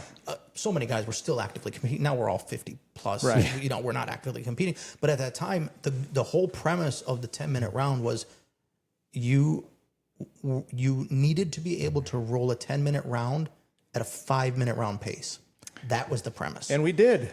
And it was, but I'm a white belt. I'm a new no-stripe white belt walking into that. And so, you had guys who they had to quit mid-round because they were tired. They had to go puke. They had to step outside. And it was, okay, when you're rolling that at a 5-minute pace, 10-minute round, you're ready for competition. Yeah. And that was our standard. Like, again, going back to standards. Jeff, I want to compete. You're not ready yet. No. What do you mean I'm not ready yet? You're not. Because you're not. You can't do that. Well, I remember, I don't know, you asked me a few times about competing, but Kev was hard on me he wanted me to compete so bad. And I knew I didn't want to turn that switch. You know what I mean? Like, this was still just fun for me. I'm learning self-defense. This is more about, honestly, at that time, it was still more about Mason. Mason and Jessica. Because I knew the other two weren't going to, they were old enough that they weren't going to do it. But I knew Jessica was a super athlete. Mason is. I'm like, I want them doing this. And they're still training. And they're still training. Right. So it's obviously a testament to your place. That's why. Well, it's a testament to your parents. Right, exactly. Well, right. they didn't have a choice. How about honestly. both? How about you both accept some praise? That is a testament to your parents. Right. You don't have a choice. You didn't have a choice. And again, my wife's supporting that too, because I was gone now at night. At one point, we were doing it 6 days a week. Like I was there 6 days a week, right up until my injuries. Yeah. But that was. And it's interesting that 10 minutes. That's not your like walk in the door hobbyist. No, pace. Because you can run And now you listen, can run 2 that's- miles in 10 That's minutes. not to say that we didn't welcome beginners, because we did. But and it's not like if some like you didn't look at someone who couldn't complete a 10-minute round as like a schlub or a quitter. no. You understood that if it's your week 2, you're not getting through a 10 But I minute never round. stopped another one again. Right. No, you have to adapt. You have to learn. Never. I would have died and that's before that bell went And I'll off. tell you what, it's After that Smitty roll. Let me tell you something. A 10-minute round is a great teacher of real jiu-jitsu. That's what Kevin's argument always was. It's a real teacher, because if you're the guy who's going to clinch up and tighten up with your muscles and lock people down because you think you could just outstrength them, you can't do that for 10 minutes. No. It's impossible. So you're going to learn relatively quickly that that's not the way. No. And then you start learning the way. It's the right way. It's really Exactly like right. our right jiu-jitsu way, right from the Yeah. start. Like you mentioned that in the one podcast, sport grappling versus jiu-jitsu. Like 100%. I am so happy I came up in the environment that I did. Like Yes. I was a no-stripe white belt doing 10-minute rounds with killers Right. at the time. Yeah. That's why I didn't feel like I did one tournament when I was because I used to bring my stuff when the kids were competing. But Right. if they were at the same time, I don't need to do this. No, you want to watch them and coach them. Right, and yeah. so it happened once where it was in the same room. So I'm like, all right, if it's in the same room, I can kind of talk to them maybe and figure it Yeah. out. So I brought my gi and I competed one time. And the open mats that we used to do was 1,000 times harder Yeah. than these guys that I'd smashed that day. Like, Right.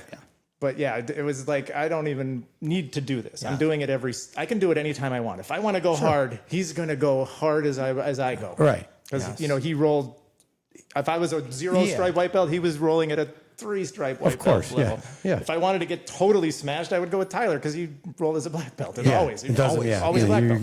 everybody's getting it. yeah. And Tyler then- never throttled anything. Never. It didn't matter, man, woman, child. He And And he has a mentality where that's valuable as well. I believe, and it is very valuable. 100%. Yeah. Yeah. Yes. And I never avoided those rounds. I made sure every Yeah, me week, neither. every Saturday I went with you. I went with Tyler. I went with Kev because Yeah. Kev was a different animal back then too. Remember, like Absolutely. when he got off his marathon training, and I kind of evaluate my belts, you giving me my belt based on how well I could hold off Big Kev, honestly, because Right. Because he kind of took me under his wing because he knew me, knew my brother. Like I Yep. graduated with his wife, so he did not hold back on No. Jake, like No. not at all. And so No, if he knew you and liked you, there was no holding right, back and on I nobody. didn't. I tried to kill him, honestly. Sure. I just Yeah. couldn't. But he would choke me as a white belt, everything. And he Kanto would chokes, invite like, it. Yeah. he would. he wanted that. He Kill did. me. Right. Oh yeah, Yeah. 100%. Yes. Yeah, So he didn't I knew I was a complain. blue belt when I wasn't getting choked by Kev anymore. Because now he was just arm barring me, but Yeah. he couldn't choke me anymore. So like I was like, all right, Right, now. you weren't falling into those And then I was white a belt purple traps. belt Yeah. when he couldn't pass my guard, and I could get around his guard now. Right. Like, all right, now I'm Yeah. a purple belt. Now I'm Now a I pur- get it. right. Now that big flat Kev splash on side control I could avoid. Now I'd get out of the way. Okay, good. Now I'm a purple belt. So really, only 6 months of your organized jiu-jitsu career were not with him then, Yeah. and some of it was Well, until he left. And honestly, it was destined to be that way because once I saw him teach the kids class, I was finding it. Like once that contract was up, honestly, I was finding him for the kids class. Of course. And then the kids class there was Mason and just a couple other kids. Your Yeah, there nephew, was your only a niece were handful in of it, kids, and yeah. like a handful of other kids. But you were still teaching it the way you were teaching it Yeah. there. And so like I'm like Yeah. I don't know. And those kids were doing the same thing as the adults were doing at competition. You're right. We were going into competitions, and these kids were just Yeah. smashing everybody. Yeah, Smash of course. it, sure. Smashing. Yeah. Well, and look no at- fancy jujitsu. No. They weren't inverting and baramboloing and this. And the, they were just like body lock, take you down. Yep. Take your soul, take your back, That's it. go home. Matter of fact, you didn't even teach submit. Mason did 3 competitions before you taught him a The submission. only submission the kids knew was the rear naked choke. For a naked choke, yeah. That was was when it. you taught it to him. That was it. That was And the they only were- submission they know. Mason used Yeah. to just take people's back, and I have some videos of him. It's like high level jujitsu doing it on little kids, like Yep. Yeah. back takes and things that were learned. Because he started. I mean, Jeff allowed them to come to the adult class too with me. That was Right. the other part of it. Like Mason was coming. I have a journal I looked at before I came. I was going to bring it so you could see it. My first 2 years, I kept a journal of every class, what we did, who was there. Like I have the I think whole that's thing, and so Vital. yeah. Yeah. I couldn't even understand the moves. Like I'm reading that I'm doing a Kimura from guard, and I'm trying to decipher my white belt Brain. It's understanding totally of it, and different. I'm like, I can't, there's no way I Did you do followed stick this. figures? I didn't do anything. I can't draw. I can't draw. I so- had stick figures in figure? in my Your white belt. diagrams? Yep. Yeah. so it was that, crazy. so Mason started coming to class. I would say by 2015. So he's been coming to the adult classes since 2015. So since he was 8. And you know, I understand those contracts, right? Because what they're trying to do is prevent that. They're trying to prevent you from leaving and all it is, going right. somewhere else. But here's the thing. That's precisely why we don't do contracts. Right. Because if you could go find someone better or something better, you are free to do that. This is America, son. You know what I mean? Like, if you think you can get better instruction in a better environment and you know, better training experience somewhere else, then you are free to go do that. Now, the reason why we don't have contracts is because we're pretty confident that you're not going to find that around us. Right. You're just not going to. So we don't need contracts to lock you in. Literally, you were training there against your will. Think about that. It was. Yeah, it really crazy, was. right? I couldn't wait for it to end. Honestly, I couldn't wait Think for it to about end. that. You were literally showing up somewhere, paying money. Yeah. Against your will because you were locked into this contract. Because you're the type of guy that's like, well, I'm not just going to pay the money and not show up and get, at least get a sweat in. Right. You know what I'm saying? That's what I was doing. Yes, that's why I did judo. But you were literally being forced to go to that school because you were locked into a contract when you knew that there was something better down the road. I knew. And you didn't have the freedom to go pay that person frustrating. instead. Right. Yes, frustrating. That's why we don't do contracts. Right. Yeah. So let me pose a two-part question. What personal growth do you feel like you found in jiu-jitsu for yourself, and what did you see with it for your children? Yeah. Because I've wrote a recommendation letter for Jessica when she was going to. Yep. You know, so I expressed my views in that. Like that was, you know, I didn't chat. Where was she going? She was going to North Carolina. Yeah. So Okay. My daughter just got into vet school, which if you know anything about vet school, it's way more difficult to get into that than medical school. Wow. There's I didn't know that. There's only 36 vet schools in the entire world. Really? 36. Yeah, Oh because my God. at other parts of the world they don't have pets like we do. Oh, like, that's a good point. yeah, and so like there's 23 I think in the US and there's 36 or 37 maybe in the entire world. Wow. So when she applied to 8, she had a 3.91 GPA. Wow. Finishing at NC State in animal science. That's awesome. Now, she applies to vet school. They have a vet school at NC State. That's what she wants. That's kind of why she went there. They had an animal science. They have a vet school there. Vet schools are regional. They give preference to the people from your state. They only take 100 each class. Wow. They only take 25 from out of state. So it's super exclusive. There was 2,500 applicants for 25 spots. 0.1. Yeah, so then she didn't get that one. She didn't get Tennessee. Yeah. She's getting all these rejections. There's 2,000 people for these 20 spots. There's 3,000 people for these 60 spots. Right. But she got into Long Island. But she needed a good letter of recommendation because it kind of sets you apart a little bit. And she wrote a big, her personal statement was. She wrote a personal statement about jiu-jitsu training. It was about her goal and her journey through jiu-jitsu, how she gained confidence. I read to my wife, and my wife cried. Oh boy. Yeah. Yeah, it was. I don't cry. Yeah. But my wife did. Yeah. So yeah, right. Jeff doesn't yeah, cry. his wife He just cried. makes others cry. Yeah. I have a feeling there was a tear shed. It was really good. He doesn't shed tears. He collects them. It was really good. So she wanted a letter of recommendation from Jeff because she's like, I mean, respected him. It's her of course. basically. Yeah. I mean, he's part of our family. He's seen my kids grow up, and he's helped my kids grow up. And so she was like, and so she wrote her, and she got in. So That's awesome. So she's man. going to Long Island. That's awesome. Yeah.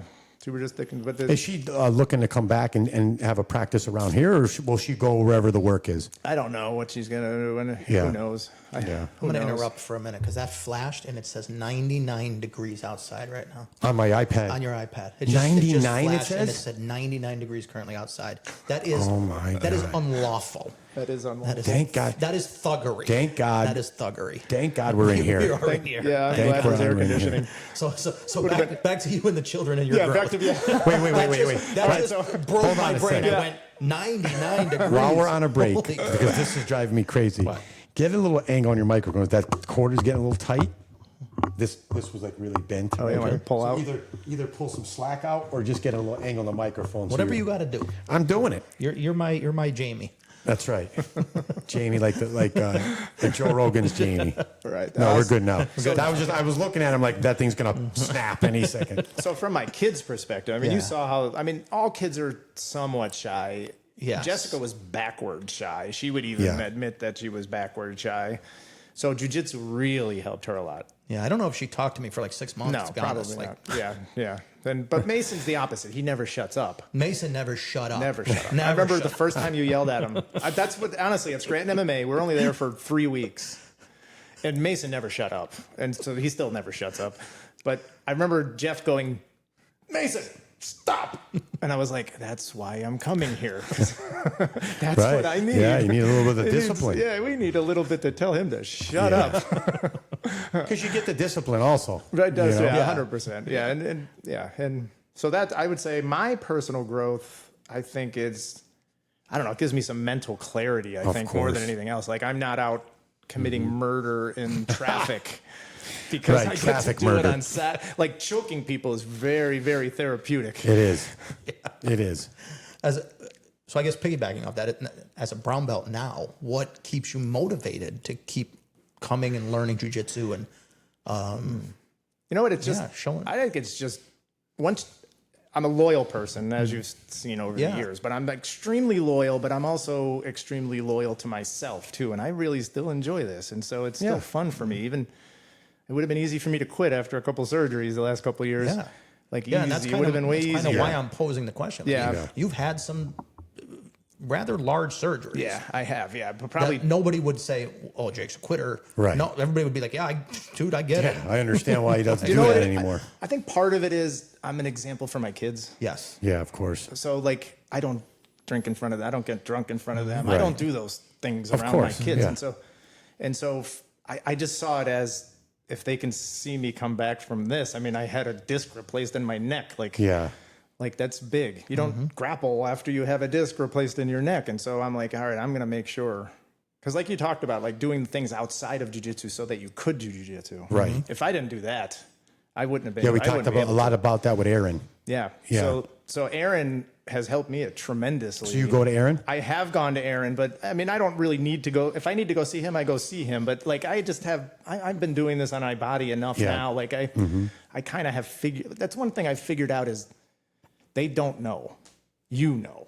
Yes. Right. And so like, I've kind of like, you're looking for the answer a lot of times, and the answer you got to find the answer. No one's giving you the answer to these things. And so that's a part of it. Aaron telling me that it's like brushing your teeth, like little sayings and things that Aaron has given the me over the concepts. years. Like, Yeah. it's like, you got to brush your teeth, Jake. What do you mean? Like, you got to do this stuff, not when it's feeling bad, not when it's feeling good. Like, this All is the something time. you have a bad back. You Yes. have to do this every day. And so I was laying on the floor before I came here. Like, I do it twice a day, every day. Yes.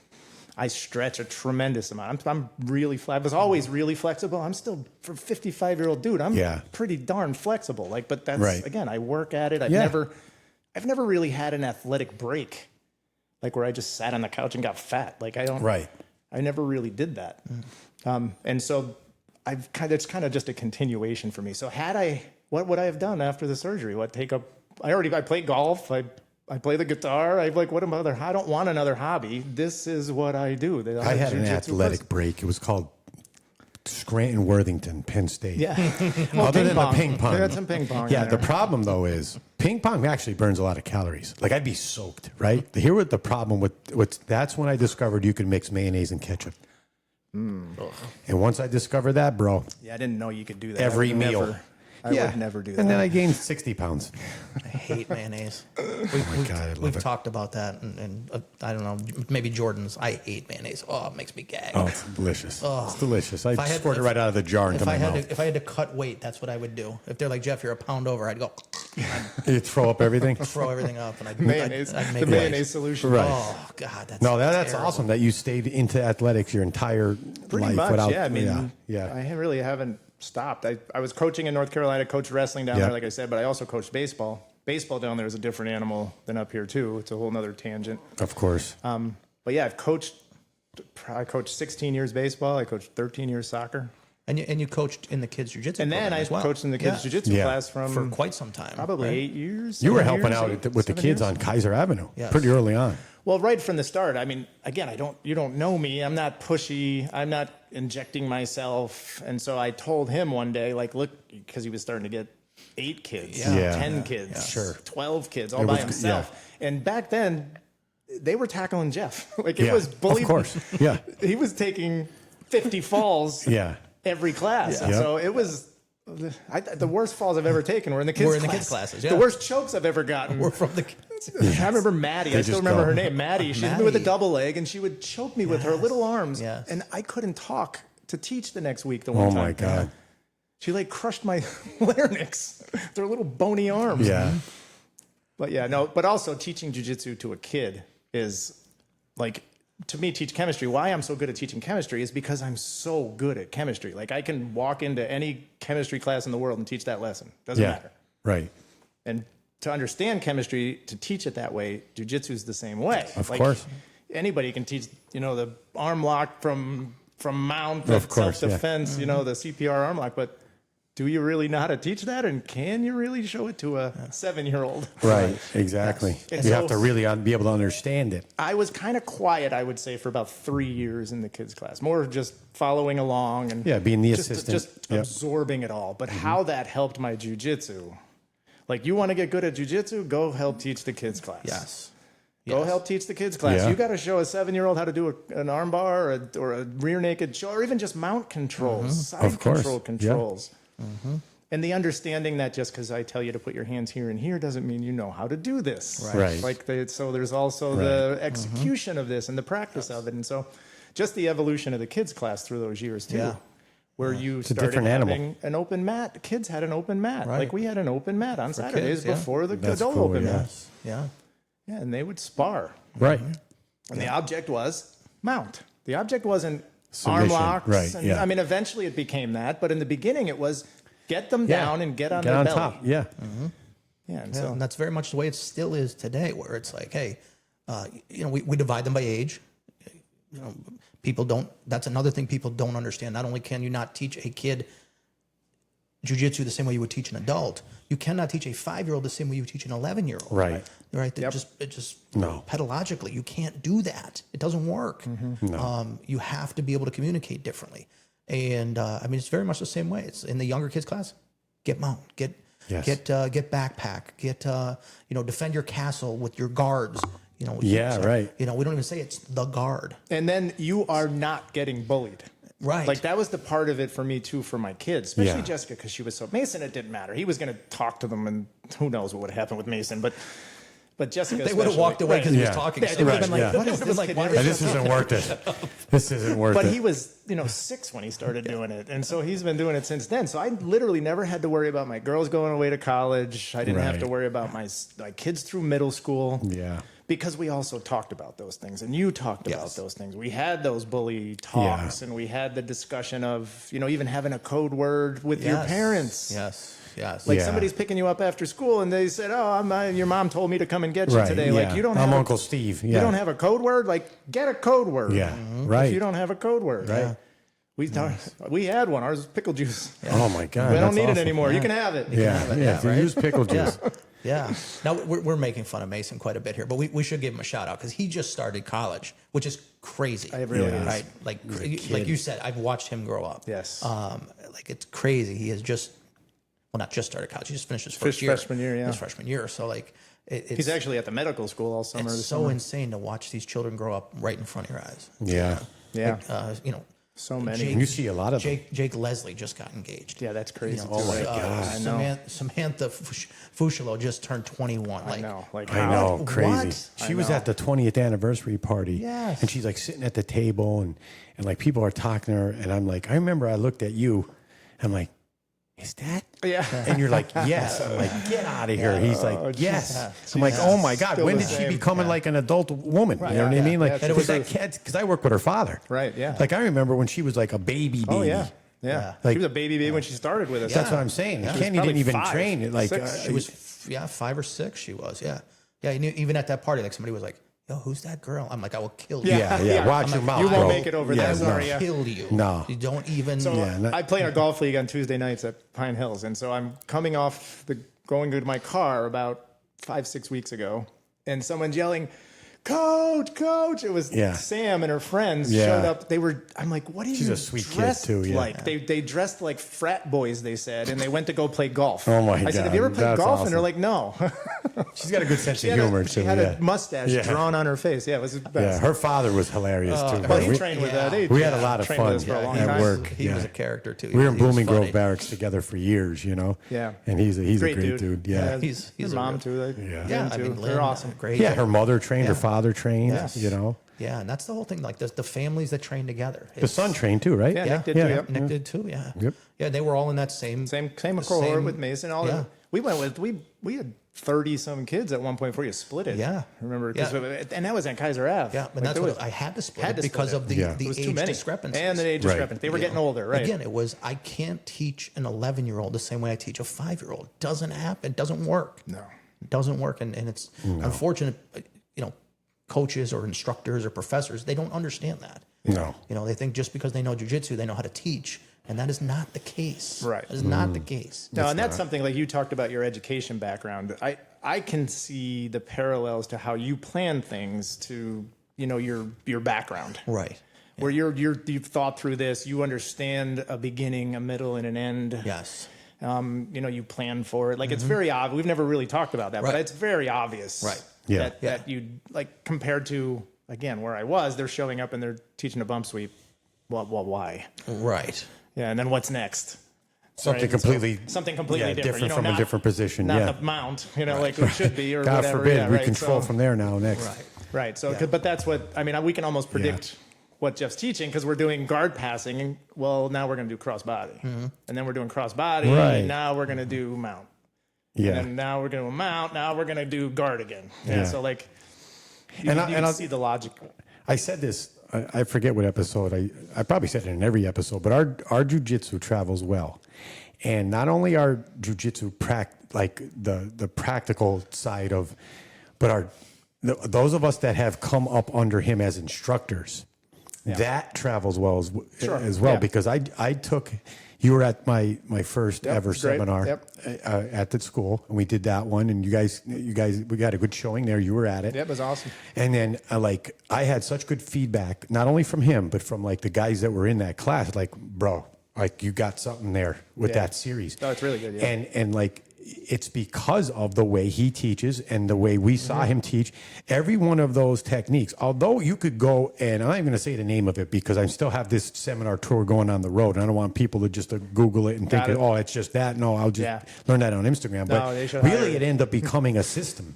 You know what I'm saying? Oh, it like was, yeah. because I've of the already way hit he teaches and like that A B. You know what I mean? Like if they defend this, then you move to this. And like now I've taken that on the road, and I've done 2 now. I've done one in Virginia, one in down near Lansdale in Phoenixville, Pennsylvania. Awesome. And the feedback that I'm getting from these people, Sure. They're not is used to like that. they're not used to good I don't even like that. Like, how did you structure that? Like, how did you? And I'm like, That's just Monday at our school. That's what we do there. I had It's called people, a lesson plan. Yeah, it's Right. called a lesson plan. and like they. When I tell you the second, we did the seminar. This is the most recent one. I didn't tell you this yet. I did the most recent one down at Gracie Jiu-Jitsu, Phoenixville. The second we were done taking the picture, people were on their phone Googling Gracie Nipa and planning when and how they're going to come up and train with Yeah, us. that's awesome. Literally. Yeah. I'm not making that up. And I heard that from multiple. First of all, I heard and watched it happen. Yep. And then the owner of the school, Kyle Carruthers, came up to me and they're like, bro, people are already like planning a road trip Yeah, that's up awesome. towards you. And that's because of how we do things. Yeah. You know what I Yeah. mean? It's a Right. testament to him because we watched him do it for how long. He Right. does it with the kids. He does it with the adults. It's not like we're just going to pick 5 moves today and we're just going to do what we want. You know what I No, mean? it's very much. You can tell. Well, his we look at the background. team locations, right? And you can go anywhere, and it's whatever who's ever running that team location is teaching in a very similar vein. Everybody has their own. Sure. Yeah. Everybody has their own style. Or when Tyler moved out, 8 or 9 years ago to Vegas, and within a month he was hired at Cobra Kai. Yes. Which is Right. now Sim Go. But Cobra Kai is a massive. At the time, it was one of the top It's one of the schools in the top country. schools in the country. And Still within a is. month, Yeah. they're like they hire him as an instructor. So our What was jiu-jitsu what was he travels well. at the time? Was he a black He belt was a black already? belt. Yeah, black belt. He had just gotten his black belt. Yeah. Yep. So yeah, I mean, our jiu-jitsu travels. Yeah. Whether it's physically or instructionally, it travels well. Yeah. Everything's kind of like all tying together, right? Like the jiu-jitsu and your kids and the family and everybody's all training together. What's something fatherhood taught you that jiu-jitsu can't? That's a great question. Oh, that's a good question, right? That's a great question. That's a good question. Gosh, I don't know. I don't know if they're so parallel, really. They are 'cause parallel, like, yeah. Like patience and overcoming things and being responsible to things. I don't know. I think there's a great parallel. If you're, everybody should be doing jiu-jitsu. I mean, we know I this. agree. And Of we know course. everybody should be Yes. doing jiu-jitsu. Yes. Whatever level it's at, everybody should be doing jiu-jitsu or some kind of thing that's challenging in their life. Something hard. Something hard, something you're not good at. Right. Like, especially as an older person, like I play the guitar. I'm not a great guitar player. I'm about a 3-stripe blue belt, maybe. Like I can play a little bit, but it's very difficult for me. Of course. I have zero talent. And so anything I learned how to finger pick last year. And so like, Well, when you put the work in. right. So I put the work in. Sure. I have it sitting in, as soon as I walk in my door, it's sitting on the stand and I do it for 15, 20 minutes. Yeah. That's it. And so like I learned how to do that over a year. When I first picked it up, I'm like, there's no way I'm never, my fingers will not figure this out. But I figured it out. And so maybe the resilience part of that too. Yes. So I mean, it's all parallel to me. I don't know. I can't separate jiu-jitsu from me. So like it's Because it's part of you. because it's part of me now. Like I've been doing this now with you long enough that it's not separate from me. It's Jiu-jitsu is life. which is why I'm that back after the sounds surgery. So corny to say And that, the but cliche, jiu-jitsu is yeah. life. But it it's true. truly is. You Right. know? It's very true. And I've said this on the mat, off the mat, on camera, off camera, whatever. But I've always said I will just, and this is just me. I don't mean this for everybody because I don't think everybody's capable of it. But you should give back to jiu-jitsu Agreed. more than what jiu-jitsu gave to you. And jiu-jitsu has given me everything. Right. My health, my sanity, the means of paying my bills and feeding my family. And this, so, it's like, Right. that's why I do so much of what I do. And I definitely, I mean, that's why I think I gave so much to the kids class too, because I would have been why would I sit on the side when this when you is could be happening? there And so and- like I've always tried to do that. Yeah. I mean, you know that. I'm always, so like that's, if you're not, I'm kind of disappointed in some people when they don't do that. So Yeah. Yes. So we've like been, follow through. We've Agreed. been bullying recently. We've been bullying a lot of the parents into getting on the mat. Yeah. Because of our current class schedule. Yeah, Bully them. right. I Then why are you sitting there when you should be over say there? We're gonna bully the parents to get in the bully proof, or the you know what I mean? It really That's has great. been that because we have the concurrent class of the kids class and Perfect. the adult class, Oh, right. Yeah. on mat 1 over there, mat 2 over there. And it's like, hey, why are you sitting over here? Yeah. Like, Right. go over there. And I don't know. And listen, it would be such a great thing for you and your son to do together. You can Yeah. go home and you guys can do it together. Have a built-in training And partner. we've had two dads in the last month. Oh, yeah? Respond to the bullying. Good for them. Maybe it works. Bullying can have positive effects. And we have Jeff's like bringing bullying back. I love it. I'm bringing bullying back. That's right. And we have like two Productive bullying. productive of bullying. course. Yeah. Of We have like 2 or 3 other dads that are really like they're there. They're like, yeah, I don't know why I'm not doing it. Yeah, great like, question. Yeah. No one ever asked me why I wasn't whenever- doing it. Yeah, right. And now here it is. But No, that's I've awesome. seen the families that train together and how it benefited them on and off the mat. Just such a close knit relationship. Oh yeah, we on and definitely off have the mat. that. That's I didn't know it. I kind of take that for your, granted your a little family, bit. Your Too. family would have that without jujitsu. Right. I'm I not know what you're saying saying, jujitsu is but- responsible for that. No, but it can people that don't have it. Sure. Yeah, It could. right. People Like who some don't people have have it. never laid on their kid. Right. Like they don't get on the ground and fight with them. Oh my God, I would Right, can wrestle you with my kid imagine? when he like as soon as he can. Right, and I still Breathe. am, and he's 19. Yeah. Yes. Yeah, now he's just so damn big I can't hold him down. He's a moose. I just said to my kid, because my son doesn't come to the school. And he has type 1 diabetes, he has the pump, he has the Dexcom, stuff like that. So I think Right. he's nervous about that ripping out. And it's not the type of pump where you can disconnect it You know, like some of our students had the Yeah, the Kev pump had that the you one you can can take off. disconnect. Dave, you know, yeah. he can disconnect it because it has the hose, Right.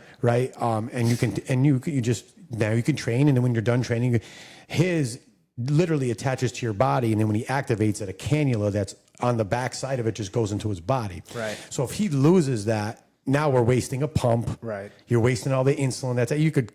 I mean, my wife doesn't waste nothing. Right. She'll suck that insulin right out of that thing and put it in somewhere, in another pump.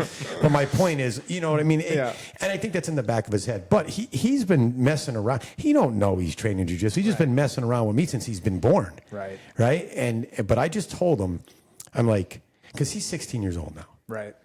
And here's a surprise. He's a smartass. Yeah. Right? Shocking, right? Because he came from me. So I told him, I said, all right, he's a golfer. He golfs when it's nice, and he's a skier in the winter. I'm fine with that. Yep. He couldn't do nothing. Right. I'm like you. You are going to play a sport. You are going to do an activity. You're not going to sit on that computer. Yep. You're going to do something. He found golf through my father, and now he's a varsity golf player at Pittston area. And he religiously skis in the winter, which I love, right? But what I did tell him was, listen, you're 16 years old. They're in the car. They're going down to Wilkes-Barre all the time. They're here and there. I'm like, listen, it's a matter of time before someone punches you in your face, especially with your mouth, right? Yeah. So the thing is, I will never force him to go and train. He knows Jeff. He knows that I'm there. You know, like, he thinks about it sometimes, and when he's ready, maybe he'll come. Maybe in adulthood he'll come. I don't know. Yep. Right? But I say what you do have to do is you got to learn clinch. You have to learn body full takedown. Yep. You have to learn mount control. That's it. It's good enough. You have to learn trap and roll. Yep. Like there are like 6 lessons you have to learn. And it's going to start now because you're at that point where you are about to be in a fight. Right. And he's like, oh, it hasn't happened. So I'm like, yeah, I get it. You grew up. Good for you. Good, it's a softer world. Like there was no way we were making it to 16 without being in a fight. No. It's just not going to happen. No. Just the neighborhood. No. You're playing sports too much. People get mad. You're outside all day long. Yep. It's not like that anymore. Nope. But it's going to come to a point where he's going to get into a fight, and he needs to be ready. Yeah. And like I wish he did like take to it and stick with it. Like I have pictures of him, and he just changed his profile picture to that picture of me, you, and him. On Kaiser. Remember, he was like a little baby, little guy, bro. Yeah. It's like me standing there, you're standing there, and he's in the middle. And he just changed his profile picture on, I don't know if it was TikTok. And I'm like, maybe it's time. I don't know, man. Like, maybe you might see what's going on, like me teaching at the school, me traveling. Maybe he might think it's cool. I don't know. I don't know, but it might be time. But my point is, he's got to do something. Maybe he heard a girl mention she likes jiu-jitsu guys. Could be. I don't know. Yeah. You know, hey, did you check out my TikTok? I don't know. Yeah, look at this. Look how long I've been doing this. Listen, I've done stranger things to get the attention of a woman. Yeah. So. But man, it's so important, and it's great that your kids came up. You know, they never quit. Never. You know, and now you're so confident. And if something happens, yeah, I know. I'm worried that Mason's going to break somebody. Actually, at this point. Like we've talked about the throttling back point, which is important because he's too big now. Yeah. He can really hurt somebody, and he has the ability to. Yes. Yeah. But he's also come under Jeff the whole time, so he's got a lot of my wife in him. Thank God. Yeah. So not 100% me. No, that's great. Jessica's closer to 100% me. Yeah, I was going to say Jessica's mentality is just like all gas, no brakes. Like she's going to beat the brakes off you. Yep. With a smile. With a smile. With a smile. Mason with a smile too, though. Did you say you got a couple of those chokes? I did, yeah. You did? Oh, yeah. The one off I told you, the one off the bump sweep, because that bump sweep is I could still bump sweep people. Just talk about like advanced basics. I basics. could bump sweep Mason. You hit that. Advanced basics. I saw that one and I was like, this one is right up my alley. And it works? Oh, yeah. I've hit it like 4 times. All right. Let's not say anything I'm else not saying about what it is. Not saying what it is. All right, good. But like I used to travel around teaching wrestling like that. Like so when I started at Kaiser, I was trying to not be a wrestler. Yeah. Like I don't know if you remember that. You I wanted to learn jiu-jitsu. to not be a wrestler. Yes. I would not let people sweep me, but that was the only base. I just used my base. That was really it. I tried not to wrestle. I really did. Right. Because I wanted to learn this. The art itself. I wanted to learn this, right? And so, like, my journey through there was ignoring wrestling, really. And plus, I hadn't been involved with wrestling since 2001. Yeah. So for 12 years, I didn't wrestle, think about wrestling, go to wrestling. Like, so it was easy to kind of step away from wrestling. And I think in the past, really since Mason started wrestling, because Mason in first grade went to a wrestling club at West. Okay. But he didn't want to miss jiu-jitsu. Literally, that's why he didn't wrestle. That's awesome. And I'm like, I don't care if he's what in wrestling. Like, who cares about it? High school sports is so meaningless to me. So, like, I don't care that you are going to be some great high school wrestler. Right. Big deal, right? So he didn't start wrestling, but I wanted him to do it. Right. So, like, it was also that part of it. Yeah. And so when he got to 7th, he didn't want to do it first grade, second grade, third, all those. And I'm like, I'm not going to make you. But look, if you want to wrestle in high school, you got to do it in 7th grade. Yeah. And like Maddie Leslie, Jake, they Yeah. didn't start till Jake started 6th, Maddie didn't start till 7th, and so they kind of led the way. And then Mason didn't start till 7th. And he had a great high school wrestling career. He won almost 90 matches. Like, That's awesome. away from a couple injuries, he would have won 100 matches. And That's it was crazy. jiu-jitsu. If you could watch his wrestling matches early on, he would take their back. He would knock them flat. He would, like, it was doing jiu-jitsu moves. Throw the legs He hit an in. elevator sweep. He was wrestling at Valley View his freshman year. It was senior night for Valley View, and he's wrestling their captain senior. Oh boy. And the kid is trying to murder him. And Mason got thrown to his back and hit an elevator sweep with his hook and pinned him. Yeah. It was so great. That's great. I'm like, Jeff, he's doing jiu-jitsu. He's like beating all these guys. But I mean, eventually he learned some wrestling. But Yeah. I taught him my top game because that's my strong position. Yeah. And those are the hybrids that become the best grapplers. Yes. Where you have somebody who's a good wrestler, a good jiu-jitsu player, and now you have a great grappler. Of course. You know, you could have a great wrestler, you could have a great jiu-jitsu player. But you take somebody who's good in both of those realms, and they'll beat great. Yeah. They'll beat great. Yeah, they will. Yeah. But you also can't ignore the jiu-jitsu. Like, you know, you see some of these athletes, and you don't have to name names, but like recently that are famous athletes that they came in and they're the black belt killers because they were like, they're just going hard and there's weight classes and time limits and they're wrestling, and the wrestling is so much better than some of the jiu-jitsu players that never wrestled. Right. But like, are they learning the art of jiu-jitsu? No, it's sport grappling. Yeah, Sport grappling. Sport grappling. Jiu-jitsu is totally. We were just talking about this with in the locker room yesterday after class about how some of them were saying like they're a little worried about their street jiu-jitsu. I was like, but you never came to my fight lab, Right. Yeah, there's no reason for you to worry at our school. right? Come. Yes. And so like, There's no lack of curriculum. right. And so as I was looking through my journal, we used to do fight week, street week. We called it. Yeah. Yep. Like every other month Yes. for a week. Yeah. I maybe been every month. I saw it in like a September and October. Like I must. But that was where your jiu-jitsu is real. And Tyler used to say, I'm what timing is it to you because I can't elbow your face in. Right. Yeah. That's the representation of the elbow in That's this the position. elbow in this face. Yes. Is I'm going to what time is it to you? Yeah. Because that's not as brutal as what I could do to your face right now. Right. Yes. So that was my introduction to jiu-jitsu too. So like I've always seen that as jiu-jitsu. Yeah. And then Yeah. when I first started with you didn't have a beginner class. No. So I was thrown right in with right. everybody. And So the it only was the only reason was I didn't have beginners. right. Right. There was none. Yeah. There was none. There was like 2 other white belts with me. Yeah. Everybody else was a blue or purple. Yeah.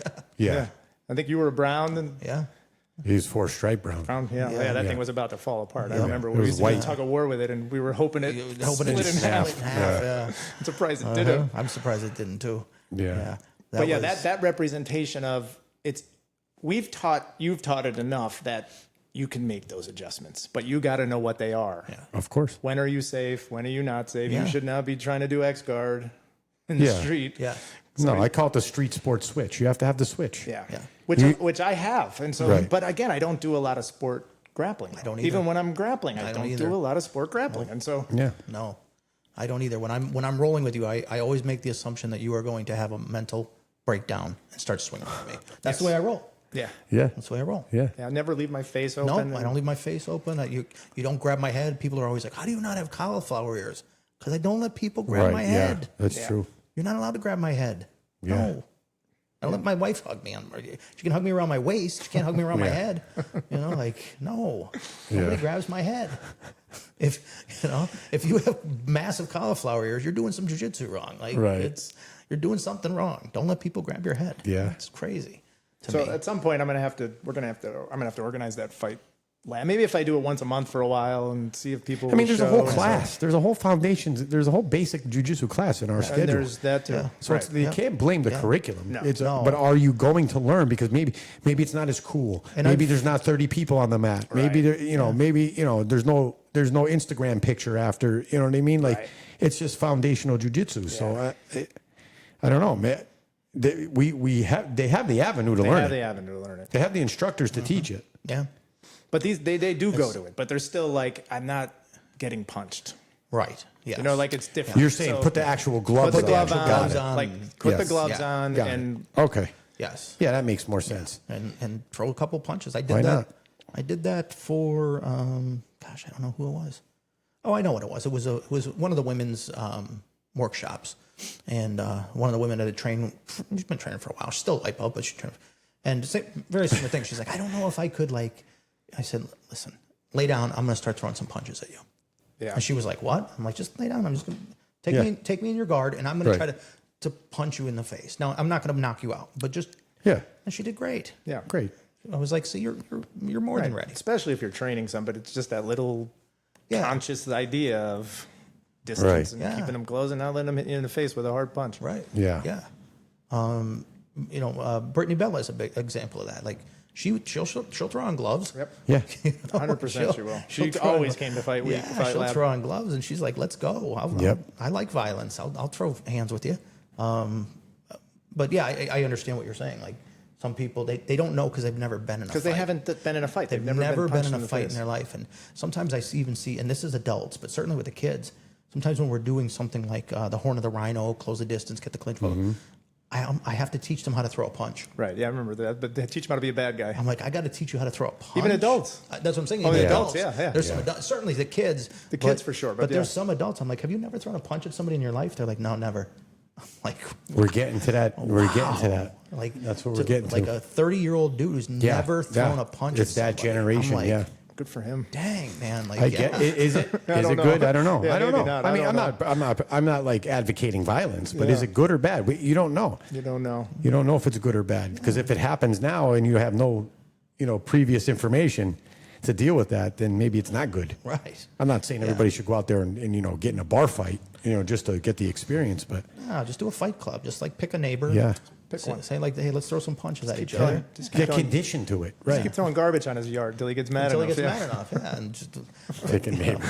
pick a neighbor. For a second, I thought you meant like a partner. I was still in like the jiu-jitsu gym. Somebody in the neighborhood. No, pick your neighbor and piss him off. Start small. Kick Maybe his one of dog the or old something. women. I have a neighbor in mind. Oh, my God. I actually live in a really great neighborhood, but You do, yeah. there's one guy that I don't know, for whatever reason he doesn't like me, and I can't figure it out. But that's okay. He's He's the one. He's the one. Yeah, if he ever wants to throw hands, it'll not go his way. I got to get new gloves. Yeah. Yeah, because I don't know if you saw the Instagram post. I met Charles Oliveira I saw your at picture. the at Mohegan Sun. Oh, at Mohegan. Yeah. Mohegan Sun. Charles Oliveira Here? does. Yes. Oh. Charles Oliveira, like Du Bronx, Yeah. like the Yeah. BMF champion. Yeah. Yeah. One of my favorite fighters ever. Charles Oliveira is into harness racing. Really? He is a professional harness racer, and he was coming up through the semi-pro leagues. He has horses in Brazil, loves horses, and he was coming up through like the semi-pro amateur ranks, getting good, winning races. And this is crazy, his first ever professional harness race was at Mohegan Sun in Plains. Huh. My son and his buddies who follow UFC and like him also tell me about it. He's like, do you know Charles Oliveira? I'm like, get out of here. He's like, no, Charles Oliveira was at Mohegan Sun tonight. I'm like, stop it. And then I looked it up because he walked out of the room. I'm like, what if he's right? And I looked at I'm like, oh my God. Like, I saw your Charles picture. Yeah, I was like, Oliveira what is he doing? is going to be racing. So we go, and dude, we're right there. I have video on Instagram and everything of him like passing us. He comes in, dude, he lost by a whisker. I probably jinxed him, but he lost by, I'm a mush when it comes to gambling. I bet on him. He lost by a whisker. And then I have a buddy who is a retired state trooper who runs the security at Mohegan Sun. So I called him on our way there, and I'm like, hey, is there a way I can get my son to meet Charles Oliveira? And really, he didn't do me any favor. Don't get me wrong, he took care of me.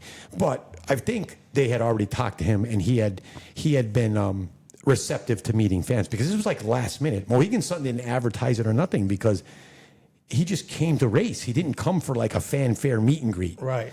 But I guess they talked to him and said, hey, like there's a chance. The radio station said something about it on Thursday. And there's a chance people might show up here. And luckily, my buddy said, yeah, trust me, you'll get to meet him. So I took my my Fight Lab gloves, my title, like the ones with the ones that we use for Fight Lab, and that's what and Charles Oliveira signed my gloves. So now they're Nico's gloves in his room with Charles Oliveira's signature on them. But how cool was that? That's cool. So now I got to buy new gloves for Fight Lab. I mean, that's definitely worth it. Yeah. How cool I was is that? shocked when I saw that picture. I was like, wait, he Crazy. really is a I harness remember racer? you seeing that. I remember seeing the picture, but I didn't read the context. That was of it. that was I 5 thought minutes that- down the road. I thought that was from the Derby. No, bro. that was literally. So he just travels around and races. travels around and harness races in his spare time of being like one of the best UFC fighters ever. I mean, how long has he been in the game? A while. while. And he's still like really good. Yeah. So Really good. But now I don't have MMA gloves because Charles Oliveira sacrifice. signed That's a good sacrifice. Mason has. I'll buy more. I got him beautiful wrestling shoes, which got signed by Kerry Colott. Oh, yeah. And they had to go up on his shelf. I'm like, Of you course. you can wrestle with his signature. Sure, why not? Yeah. So yeah, they're up on the shelf. Yeah, I did that with. I don't know if you guys would be familiar with him, but AJ Styles. He's I know who AJ Styles is. Yeah. you know, WWE Hall of Famer. Yep. Blah blah blah. And he was wrestling like on an indie circuit, and I was familiar with him, Of course. And this was before he was big, and I took the boys to see it. And dude, what a nice dude that guy. I mean, he spent probably 20 minutes with the boys. Yeah, that's awesome. He is Spent, good like, with the 20 crowd. Man, he's like just talking to these Yes. boys, and then so I have pictures of them. But he signed like a Hoist Gracie T-shirt, and that's what kind of got it. Because I didn't have anything to sign. Yeah. It was like Right. an indie promotion. They weren't selling pictures. How long I'm ago like, was this that you were This is wearing a Hoist Gracie T-shirt? 20 years. Okay, I was gonna say. It's a while. One of my favorite, you brought up Aaron with his Photoshop, it was my idea to have Hoist in that shirt. Yeah, I hate Jeffrey shirt. Oh my God, still that's a one of my great idea. Oh, it happened. Like his it head, happened. like his head right here. Yes, it I hate happened. you. No, he had it. No, he had had- photoshopped it. He where- did photoshopped do it. the shirt on You should Hoist. make the actual shirt. Like you should get Aaron's design, right? And we'll send it to Joe Santora And let him have the whole. and have him print the Have him T-shirts print the out. T-shirt, and then sure. we'll get Yeah, we can sued. do that. And then we'll get sued for likeness image, yeah. for likeness and image, and that's it. Then we'll be done, son. Yeah. Yeah, No, I'm just kidding. yeah. We might get sued. I might get a cease and desist letter because I Right. mentioned his name. Let's. How about we close out with some rapid fire questions? Sure. Yeah. I always like to have ChatGPT like just make up random questions. Oh yeah, these are ones. And then- I always thought you were like the first episode. I thought you were writing them, and then the second time, like he asked a question, and then he's like, I said, "Don't you know your own answer?" He's like, "No, I'm." He's No, literally, while he's we're getting these just live. popped up. Yeah, Literally, he's while we're getting doing it, I'm live. like, give me some, rapid fire fun questions. Oh, and- let's do it. And whatever. I hate these things. These are great. Well, you'll love the first one. right. Favorite element on the periodic table? Oh my God. Students ask me this all the time too. really? Yes, like they're like, which element do you love? And I'm like, I don't. What's your favorite have one? any. I don't have a favorite one. I'm sorry. I just don't. Maybe gold. Gold. Yeah, give me all the element of that one you want. Man, see, like I have to think now. I guess Can you platinum. name 3? Platty. Can you From the streets, like to go platinum on the chain. Can you No, name 3 elements? no, definitely not. I mean, I'm a big fan of oxygen. So, Yeah, that's a good Oh one. yeah, that's They're a good. That's taking it pretty away. common sense. Yeah. I'm a big fan of oxygen. Favorite wrestling move? Favorite wrestling, not WWE. Favorite. Let's do both. Favorite Scholastic wrestling and favorite WWE All right. wrestling move. Favorite Scholastic wrestling is a hook to thread the needle, and WWE. It's probably the sleeper hold because we can do that for real. Do that so- for real, yeah. Yeah. Yeah. Exactly. Well, I never wrestled, but is the outside leg trip, is that wrestling? Yeah. Okay, Yeah. outside leg trip is one of my favorites. And if you're talking professional wrestling, like WWE-ish, man, I loved The Rock, so I was going to say Rock Bottom. But if you want to go back to our childhood, Go back as far as you how want. many times did you figure for your buddies? Figure 4, yeah. That was the second. That was my second one. I mean, remember you how could flip many- over. Now it's on them. Oh, of flip course over. it is. Oh, No, yeah, by the so way, no, bad, it's yeah. not. But Yeah, I mean, oh, how know, many but we times? practiced. How many times have you figured for? I mean, so many times. So many times. So if you're talking historic, Or like camel throughout- clutch. yeah, Camel clutch. That was my third Nah, one. that's too dangerous. Yeah, that's That's all right. a spine lock. Yeah, but you do that. That's a bullying move. So It you gotta is, do that. yeah. Yeah, you do No, that as a I- kid in the neighborhood you don't like. Yeah. I'm going to go with the figure 4 leg lock. I'm gonna go with for real wrestling, scholastic wrestling, the 3/4 ball and chain. I don't even know what That's that a is. good one. That's a good one. I'll Don't teach even know I'll what teach it it to is. you. Yeah, I'll show it to I'll you. teach it to you. And then, man, I love the the Jimmy Snuka yeah, that's great, frog too. splash just flying off the top yeah, the rope. Snuka splash. The Snuka splash. And there's so many incarnations of that now. Like course. there's so many different. Well, yeah. Eddie Guerrero did it, and there's so many people that did it. But He killed the guy. Like that just killed. That just Jimmy Snuka killed Jimmy him. Snuka killed his wife. He did kill or his girlfriend. yeah. Killed His girlfriend. Yeah, killed his girlfriend in He got Allentown. off though. He got off. Allentown, Pennsylvania. They Yeah. said. Yeah, he Yeah, got I ran off. into the investigators. Yeah. Later Yeah, in he got life. away with Later in it. their life, Yeah. they're saying like he did that. He did. Yeah, he got away with it. Yeah, but right. that would be. I once tried to Jimmy Superfly Snuka my brother onto my. He was laying on my parents' bed, and I leapt from their dresser, their long the long, I don't know what the hell you call it, the long dresser with the mirrors and everything. Oh boy. And as I went, I hit the ceiling fan with my head. Yeah. You got up there. Yeah. Destroyed the ceiling Oh fan. my God. Destroyed my brother. Yeah. And destroyed the bed. Oh my And God. I was, The trifecta. I was punished Forever. Forever. Yeah. Gi or no gi? Gi. Key. Gi. Yeah, you knew that was going to go right around the room. You can only choose one: rugby or wrestling. Oh boy. Well, I don't. It's a tough one. Wrestling lead to jiu-jitsu, so I'll go. It helps my jiu-jitsu more than rugby does. Rugby led to surgeries. Oh, there you go.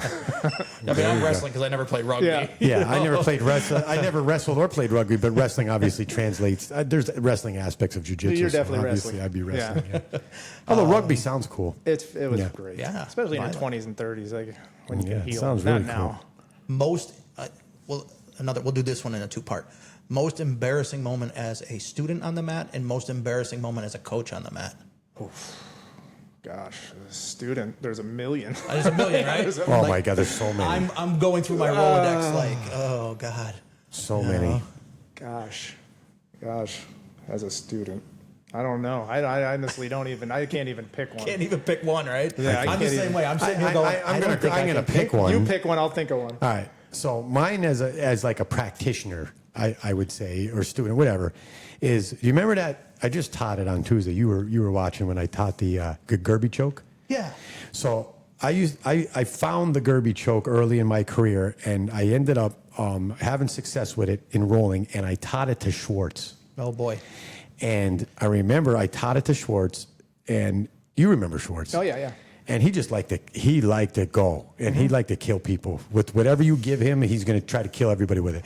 So I taught it to him. He was having success with it, and then I ended up rolling him a few weeks later, and he started to set it up, and I almost took it like a compliment. Nice. And I'm like, man, he's going to try the thing that I showed him, so I'm going to let him punch it through, and I'm like, but I'll defend it because I know it. Like blue belt, Chuck. Yeah, I know right. this. It might have been a purple belt, whatever it was. But no, so I put my hand in and I tried to frame it, but it was just my hand. It wasn't my forearm. And the next thing you know, he's waking me up. And I'm like, there's like 4 people standing around me. Schwartz, I think Tyler was there. You, Kevin, and like he has my legs. I'm laying on my back, and Jeff has my legs. And I'm like, what are you doing? He's like, you were out. I'm like, from what? He's like, from the Gerby choke. I'm like, no, I wasn't. I was defending it. He's like, no, you didn't. You were out. You know what I mean? And I'm like, so that was pretty embarrassing because I got choked out with the move that I showed the guy that choked me out with it. Yep. So whatever. But I take that as a compliment. I know from a student perspective, mine, and again, I have to narrow them down because there's so many of them. But Oh my God, it would be the day after I got my black belt was the most embarrassing moment I ever had as a student, because I get the black belt. That's the same night that the Eric Freen shooting happens. I remember. You guys are all, all the troopers are gone. Everybody's gone. But we all, everybody else had gone out to dinner. And we got after it. I remember. We drank a bit. We got after it. And designated drivers, Ubers, all of that. And we had to go up to Mike Wacker's place in Fishkill, New York the next day. Yeah. Oh, I didn't know. I do remember that. And Rob, You're on the travel tour with Rob. Rob was using me, and he was illustrating the shoulder pressure. Oh, yeah. And there's got to be 50 people here. Now, this is the day after I get my black belt, right? So, Right. And I'm coming with Rob, he like does demo number 2, right? And he's getting ready to do demo number 3. I'm like, stop. I'm like, you got to pick somebody else. Yeah. I literally had to get up and Go run. throw up, yeah. Go throw up. I'm like, I remember. nope, sorry. Yeah. That's a rough one. That's a rough. All right, so I'd go with also getting choked out. It was Big Dave. I remember He was so strong. I remember Kev saying something to me, trying to defend, because he used to do that. He used to do a loop joke. Yeah. And I remember watching the traffic on Kaiser Ave. And then I remember getting up and sitting on the bench. And then I look at Big Dave, and he's like looking at me. I was like, oh, I was sparring. I don't know if I got choked out or I got choked out enough that I got confused. Yeah, And he let me that go, could and I went happen. and sat on the bench. Yeah, that And could I'm literally happen. like looking around and thinking, why am I sitting here now? Like, Yeah. that was a pretty. Yeah, one of the funniest ones that I ever saw. Tyler and I were sitting on the edge, just kind of mat coaching, and I don't know if you guys remember or know who Suleiman Ismail is. Oh, of course. The Ismail family. Yeah. And We trained with I him was a couple there. I times. was there. great. We- I know exactly what you're going to talk about. yeah. I was there. That was a noon class. He goes to sleep, gets up, and starts jogging around the room. I remember, yeah. because he thought he was at a track sporting event. Oh, my God. And Yeah. he comes past Tyler. And remember. and he's like, "What are you guys doing here?" We're like, what do you mean? What are we I remember doing that. We owned the joint. but his brain went somewhere else. Yeah. And Chris Campion was another one. Yeah. When he woke up and he goes, "Where are all the pirates?" Yeah. he had a dream he was on a pirate ship. And Oh he just my woke up God. and said, "Where'd all the pirates go?" And we're like, "What are you talking about?" Did he sail the ship slow too? That's a one we'll have to talk about. Yeah, Maybe we'll get him on here and Oh, that'd you be guys, great. you guys could hash that one out. That'd That be was great. a good one. Let's see what else. ChatGPT. What's gave your me one here. as an instructor? Oh, as an instructor. That's another one. You know what mine That would was? definitely involve me going to sleep. Mine was Tuesday. Just this past Tuesday? Yeah, it didn't. Timely. It was embarrassing to me. Nobody knew, and it could have been worse. But I wear those Origin gi pants, and they come with the click belt. Yeah, Dad And wears sometimes when you wash them, the belt comes loose. And I usually catch it in the laundry and thread it back in and click it together. Sometimes what you should do for all the Origin pants guys, just click it together when it's in the wash, and it won't come through, come loose and come out with the rest of the clothes. Well, I must have been late, and I was rushing, and I threw my gi pants in my bag, and I get there to change, and like we had like 6-7 guys at class on Tuesday, and I'm in the locker room, I'm changing, I put the pants on, I'm like, there's no belt. Oh, no. So I'm like, And there's no tie string? there's no Just the tie belt. string. No, it's Oh, just okay. it's like wearing those pants are like jeans. Yeah. Not the material, but they just have regular belt loops. Right. And I'm like, I'm about to go out there and teach a class, and my pants might fall down. Yeah. Yep. And thank God, they were the tighter size. I have a couple different sizes, and because I fluctuate throughout the year, and these were a little tighter, and I got through the class without my pants falling down. But nobody knew it. But the whole time in the back of my head, I'm like, are my pants going to fall down in the middle of this class?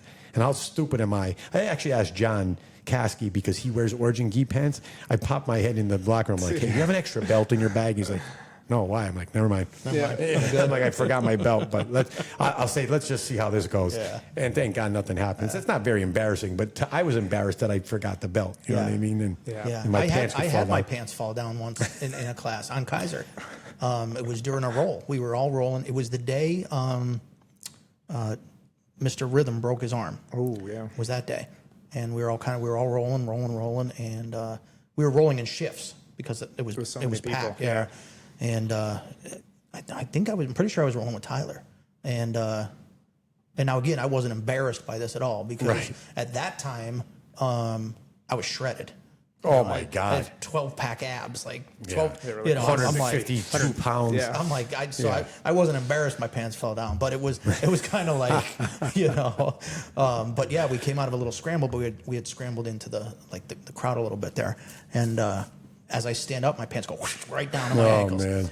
And it's just, everybody's just right there, because that's where the breeze was. You know what I Yeah. mean? Like they're Yeah. trying to get the breeze. So it's just like, whoosh, whoop. You know, Yep, sorry. Now I got to bend over to pull them up. Right. You know, like, Oops. yep, here we go. You know, I pull them up, and yeah. So that Dude, one, but those are the days, too, like no rash guard. You didn't wear a rash guard. No. You had the bare chest. you couldn't wear a rash guard. It was 104. Yeah, you died. Degrees in there. Well, we were talking about, someone was saying today or yesterday about the heat. They're like, oh my God, it's almost like I'm like, these guys used to put the heat on in the summer. Like you'd look over, they're laughing over by the thermostat. I'm like, what are you guys doing over there? Nothing. And then you walk over and it's an 80-degree day and they're putting the heat on to make it worse. That place, you didn't even need it. You didn't need it. Remember, so as a coach, it would be not jiu-jitsu. It was my second year teaching, my first year I was the JV assistant baseball coach at Orange High School. And we Was this in North Carolina? North Carolina. There, you only played against schools your size. Yeah. So if you were we were big. We were 4A. That was the maximum. So we had to drive to the other 4A schools. So sometimes it was an hour drive after school to go play baseball. Yeah. So we had to stop on the way home a lot of times to eat. Somebody shit in the urinal. Oh, my God. So I'm going out to the bus, and the manager's calling me back in. Somebody shit in the urinal. I was like, how do you know it's that? We cleaned it right before you guys got here. Oh, my God. So, yeah, they paid for it. But Yeah. as you can imagine, back in 1994, what you could do to kids. Oh, yeah. They paid for it. Statute of limitations over for that? Yeah. Right, I don't yeah, know. probably. Yeah, so hopefully. I would imagine. Yeah. That's great. Yeah. Let me see. What would? Oh, that's a good one. What's something people would be surprised to learn about you? Maybe I play the guitar. I don't know if people know that. Gosh, I'm not that interesting. I just do jiu-jitsu. I know you said you're not that interesting, but this has been a really good podcast. I don't know. What's something that people would be surprised? Yeah, Yeah. surprised to learn. You got nothing, Jake? No, not really. I can't sing. I can't dance. Well, let me help you. I was surprised to learn that you were that good at chemistry. Oh, really? Yeah. I did not know you were a chemistry teacher.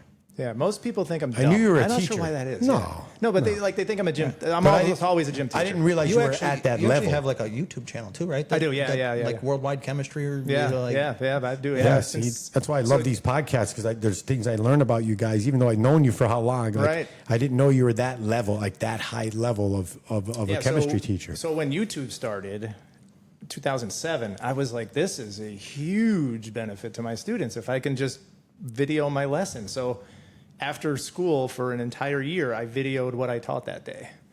And then the next year I did my other class and I videoed that for a year. So my videos have been, you can go watch them. You can go get better at Send your son there, my chemistry, my YouTube page. I will.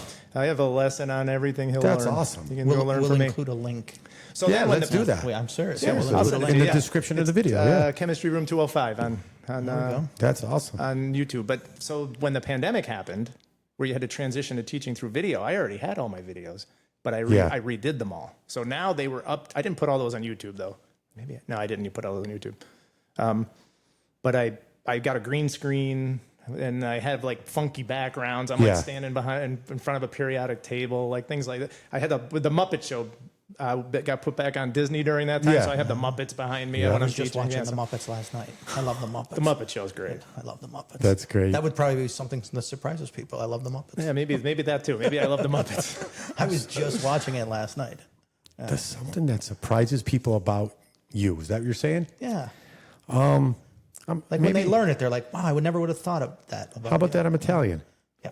How about No, just kidding. Jeff and I both like live theater. Live theater, yeah. No, but I know he's artsy. I know everybody knows. Well, you guys know that, but when other people find out about it, Yeah, they're like, they're wow, probably really? surprised we went to Yeah. like a live No. show a couple of weeks ago. I'll tell you mine. But again, this is one of those where my people that have been around me a long time know this. And it's actually like an inside joke now. In fact, Tyler just messaged me on Instagram last night about it and literally like made a mention of it. But the newer guys, when I mention it, like you see their faces, is that Tupac Shakur bought me a Coke. Oh, yeah. I love that story. Tupac In uniform? In uniform? Or? No. I was a kid. as a kid. Yeah, because he's been. Oh, he's older than you. He's been gone since '97. I think he passed away. But yeah, Tupac Shakur bought me a Coke, and not Coke, not Coke, like Coke, Diet Coke. You know what I'm saying? Yep. And that's not a. So how'd that happen? No. That's too long of a story. Yeah, we're getting Jeff. Jeff has a timeline here. That is a long story. Yeah, that's a long story. All right, I have one that's surprising. I was in the drama club in high school. I was an actor. See, now that to me Oh, is yeah, that would surprising. surprise me. That's surprising. Yeah, there's to one. me. Yes. Yeah, because you So would that's why I probably be liked considered it. a jock, right? Yeah, right. So then I was in the drama club. Awesome. That does surprise me. Yeah. I was actually the lead for 2 years Yeah. too. Like I can't sing though. No musicals. Can't sing. Got it. Can't sing. Yeah. Mine is always, typically something like that. I would like live theater or Disney? Why are you a Disney adult? Or, like things like that. But what it comes down to a lot of times is when people have a conversation with me, or even in my teaching, sometimes in my teaching it happens, where, I don't know, I guess because I'm a jiu-jitsu instructor, people think I'm dumb.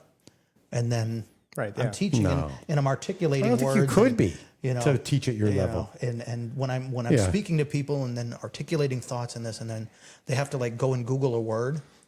And they're like, what was that word he just said? I had that happen once where I said I was going to circumvent. I was like, I'm going to circumvent this. And I looked up and I could see like 4 people go like. I've seen the reactions when you bring up Sisyphus. People are like, what? What? He does it on purpose. He's educated. Flexes. He likes to flex his with my vocabulary. knowledge. Yeah. So, I don't think you could teach at the level that you teach at without being intelligent. I just don't think it's possible. No, you have to. I'll take that compliment. I don't think it's possible. I was going to try to argue the point, but I'll just take the compliment. I'll take the L on that one and just take it. There's no way. A few closed ones out that I always like, but one piece of advice you can give your younger self: get in a DeLorean, go back, and get a mentor early. Yes. Yeah, that's a good one. Love that one. That's a good one. Yeah, get a mentor. Because my kids have me, my kids have you, but they still need someone outside of that. Like you need someone who can kind of. Yeah. I mean, you have your parents, you have whatever, but you need a mentor. You need somebody who kind of gets you. Yeah, that's awesome. I love that advice. That is such good advice. Yeah. We did this one before. We've done this one. That's why I wanted to hear Jake's perspective on it. But that is such a good one, man. People don't understand how important having somebody who is outside of your parental units giving you advice. Somebody who's giving you good advice. Yep. Right. Or just leading by example. Just leading by example. Bobby Schreiner Yes. for me. Yes. Like he was leading by example. He didn't say anything about my life. Yeah. I just saw what he was doing and I was like, I want to do that. Yeah. That's success. Yep. I always say one of my mentors, and every once in a while I run into him, but I know a lot of people that know him and they still say, man, he said, say hello, whatever. Bert Gentileza. I don't know if you know Bert Gentileza. I don't know him. And he was my wrestling coach, and just redirected the energy I had. Like now they have letters for everything, right? Right. I probably had letters. Right, sure. But he still do, in fact. I know I do. Probably. He was able to. He was the first. Get Harrison person, in for a diagnosis. Yeah, but he was the first person that ever was able to take that and channel it into things like you said. Yes. Do the discipline. Do the work. Don't make excuses. Don't. Yes. And he was able to take that and channel it. And I still to this day I say he's probably the reason I'm in jiu-jitsu and doing what I'm doing. That's awesome. And Schreiner's the reason I've been successful in my adult life, honestly. After 23 or 24 when I met him. I don't know which direction it would have gone. I mean, who knows? I have Daryl because she's great, but I mean, really, just to see that. I had never saw anybody like him. Not everybody that I knew. Yeah, he just was, he could bottle it and direct it. Yeah. And I'll never forget it. Never forget it. And I think it's important to not only just younger in life. I still have mentors. I mean, he's obviously one of my mentors for jiu-jitsu and coaching jiu-jitsu. And then recently I have additional mentors on the GST side of things because that's a different thing that is new to me. And to have those guys like it's just, not that it's like, I don't know. I think it's impressive that people who don't need to do it invest in you. Yes. Right? See something in you and invest their time and their energy. They don't have to do it. Like some of these guys he's already established. He's already an established black belt master instructor in the area. Why does he need to try to help me? Right. Like that's the way I think sometimes. And it's just like, I think that's pretty impressive for him to mentor me, for some of these guys on the other team, on the GST team side of things, to stop what they're doing. They're doing their thing. They were there before me to like invest their time and their energy into helping me become at that level with them on that specific team. I just think that's awesome. And I think what I take from that, not only am I appreciative of the time and the help that they give me, but like that's what inspires me to give back. Right. You know what I mean? I was just talking to somebody today after class. Like my goal, like my objective in jiu-jitsu now is to help other people's jiu-jitsu. Of course, I like to still develop my own jiu-jitsu and train and spar and all that stuff. But like, I get more joy out of helping other people progress in jiu-jitsu than I do anything else. And that's I think I don't know if that's me trying to be a mentor to someone else because I've had such good mentors along the way. But I don't think you stop receiving mentorship. Right. I think there's phases in your life where even though, like I'm almost 52 years old, I'll be 52 in September, and I have recent mentors. Right. You know what I mean? I have longtime mentors, and I have mentors that I just met like a year and a half ago that are mentoring me in a different area. You know what I mean? And I think it's so cool that there's human beings out there that will spend the time and the energy and invest in you, in your success with really for no selfish reason whatsoever. They're not getting anything out of it other than they want to see you succeed. And I think that's awesome. Yeah. 100%. And then when you talk about, like, you asked me why would I still do it after surgeries, is because I'm loyal to what you are doing. Like, I want to get to the next part of this. Like, if I'm sitting on the couch right now, instead of talking to you guys, like, what am I thinking 5 years from now? Like, get yourself back together. Right.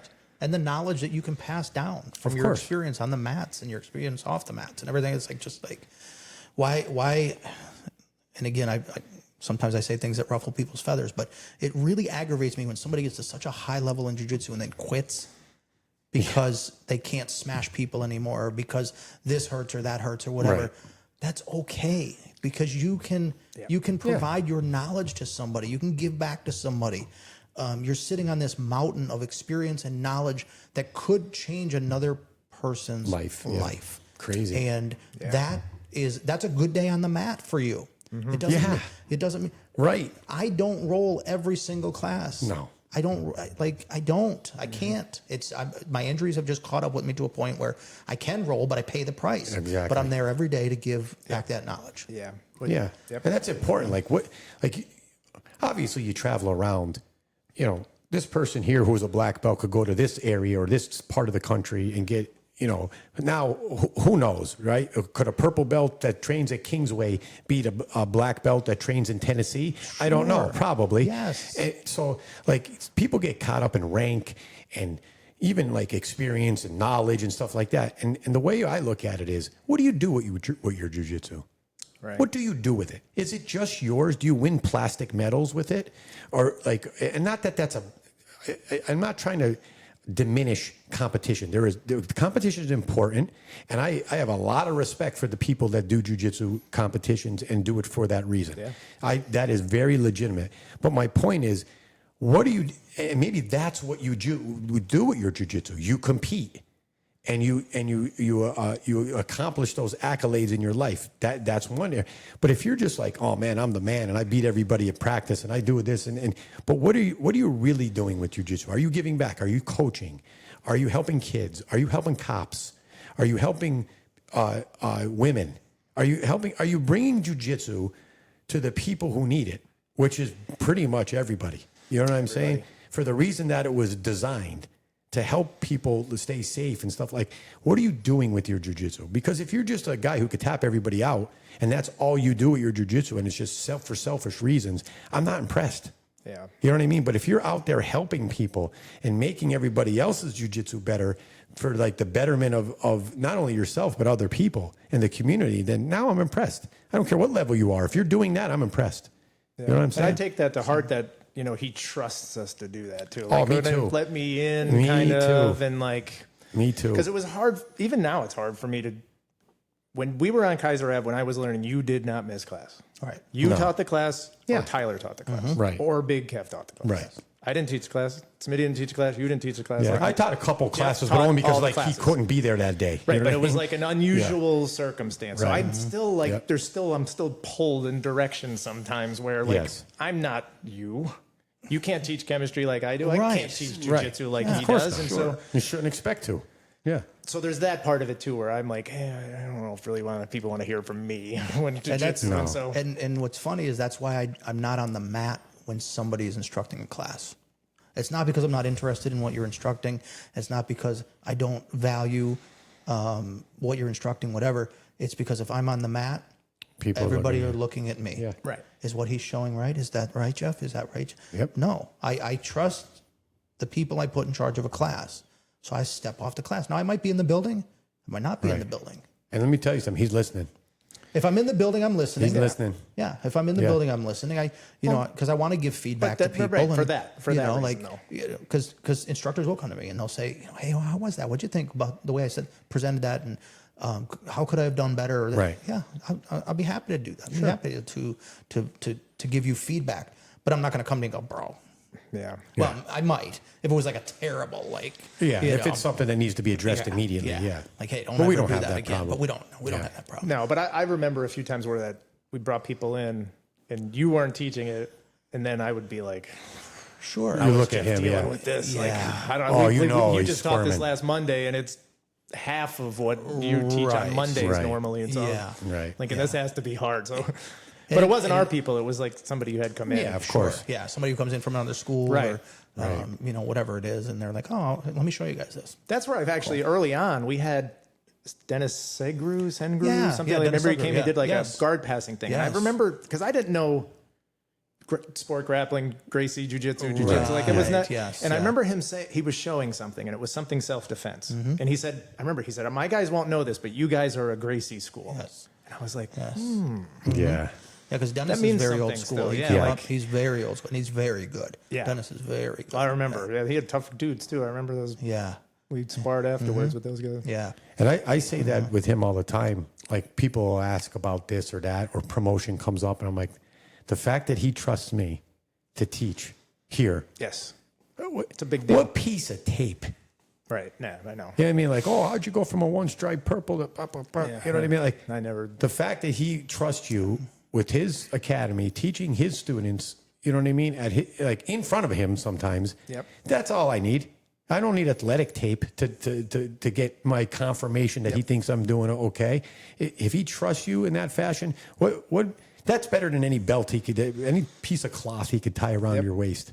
You know what I The only mean? belt I wanted was a blue belt. I didn't want to be a white belt because white belt on Kaiser Ave was. I was the same way. I think the not wanna only be a belt white belt. I ever wanted was Right. a blue belt. I did not want to be a white belt I understand it. I do understand it. Yeah. because we would go like open mats, then we'd go out for sushi, and like it's always yeah. the white belts. Or I'm like, I not want to be part of this freaking group anymore. I'm like, so whenever I had the opportunity to, I smashed all the blue belts I possibly could until Right. I was like, but. Again, that was that mentality of, Of course, yeah. But then that was the last one. Honestly, after that, every one of them was a surprise. Surprise, Like, right. I don't honestly. Yeah. A couple of times where I'm like, I don't really want this thing. Right. That happens to everybody. Yeah. Yeah, blue belt was the one that I wanted. But blue belt, I wanted. You know, I came up in a time where I didn't, purple belt wasn't a thing. No. Like I didn't think I was. I mean, it was. I never it was thought a I would, thing, actually, but I was but- like, I'm never getting a purple belt. Like those guys are so good, and then I got a purple belt. And I was like, oh, that's cool. Yeah. And then it was like brown belt was a surprise, and by the time I got my black belt, it was like, Yeah, well, you were. yeah. Well, that was a different That journey. was, yeah, that it was was. a It was different just journey. like Than most. I know, bitch, give it to me. Like just Yeah. let's go eat. Right. Yeah. So yeah, blue belt was the only one I think I ever, and I don't want to say obsessed over, but goal oriented forward Yeah. towards. It was like I want to learn this. That's probably the same for a lot of people. I think so. And really in my brain, and maybe it's different for other people, but in my brain, it was like, if I got a blue belt, I was street ready. Yeah. Because that's what it street used to mean. Yeah. Cause that's what And it still means to us. that's what it means to us. Yeah. Cause that's what Hoist always, Yeah. kind of drilled in. Like, hey, the blue belt curriculum is the most important curriculum. And Yeah. these are the most important techniques. And, Right. anything you learn beyond this is Gravy. Is gravy. Like this is the stuff. And it was just, that was what it always was. It was like, okay, if I learn this, I know jiu-jitsu. Which obviously we know at this point is wrong because there's so much more to learn. So much and there's more. always so much Still more to do. learn. Still learning. Yeah. Still do. Yeah. I mean, we just had a conversation about the learning curve on the wrestle up the other Yeah. day. Oh my God, yeah. And how I've changed it and this and this. So I'm still Wait learning for today. that. Wait till you see that stuff he's working on. I'm still well, I it's even like, sent him a poster. it's like my I disconnected. made a poster. I was so impressed by this. And that's the crazy part, right? Like, I mean, I've been doing this a while now too. I'm traveling the country, you know what I mean? Like, Yep. some of the best instructors in the world, right? Yep. And then he shows something like on a random Tuesday noon class with one person in it. Yep. Like one period, it was a hot day. It was 95 degrees. Yeah, Yeah. like one person comes and he shows this thing, and I'm like, now I'm leaving because I had my 9:30 class and I had a private. So I had Jason and Max in for a semi-private. So by the time I'm undressed and walking out, he's on the mat, and they're like 15 minutes into noon class. So I'm checking my phone, and then I'm hearing Harrison going like, oh, and I'm like, so now I start looking, and now it gets to the point where I'm so intrigued that I walk in my street clothes. I just had shorts and a t-shirt on.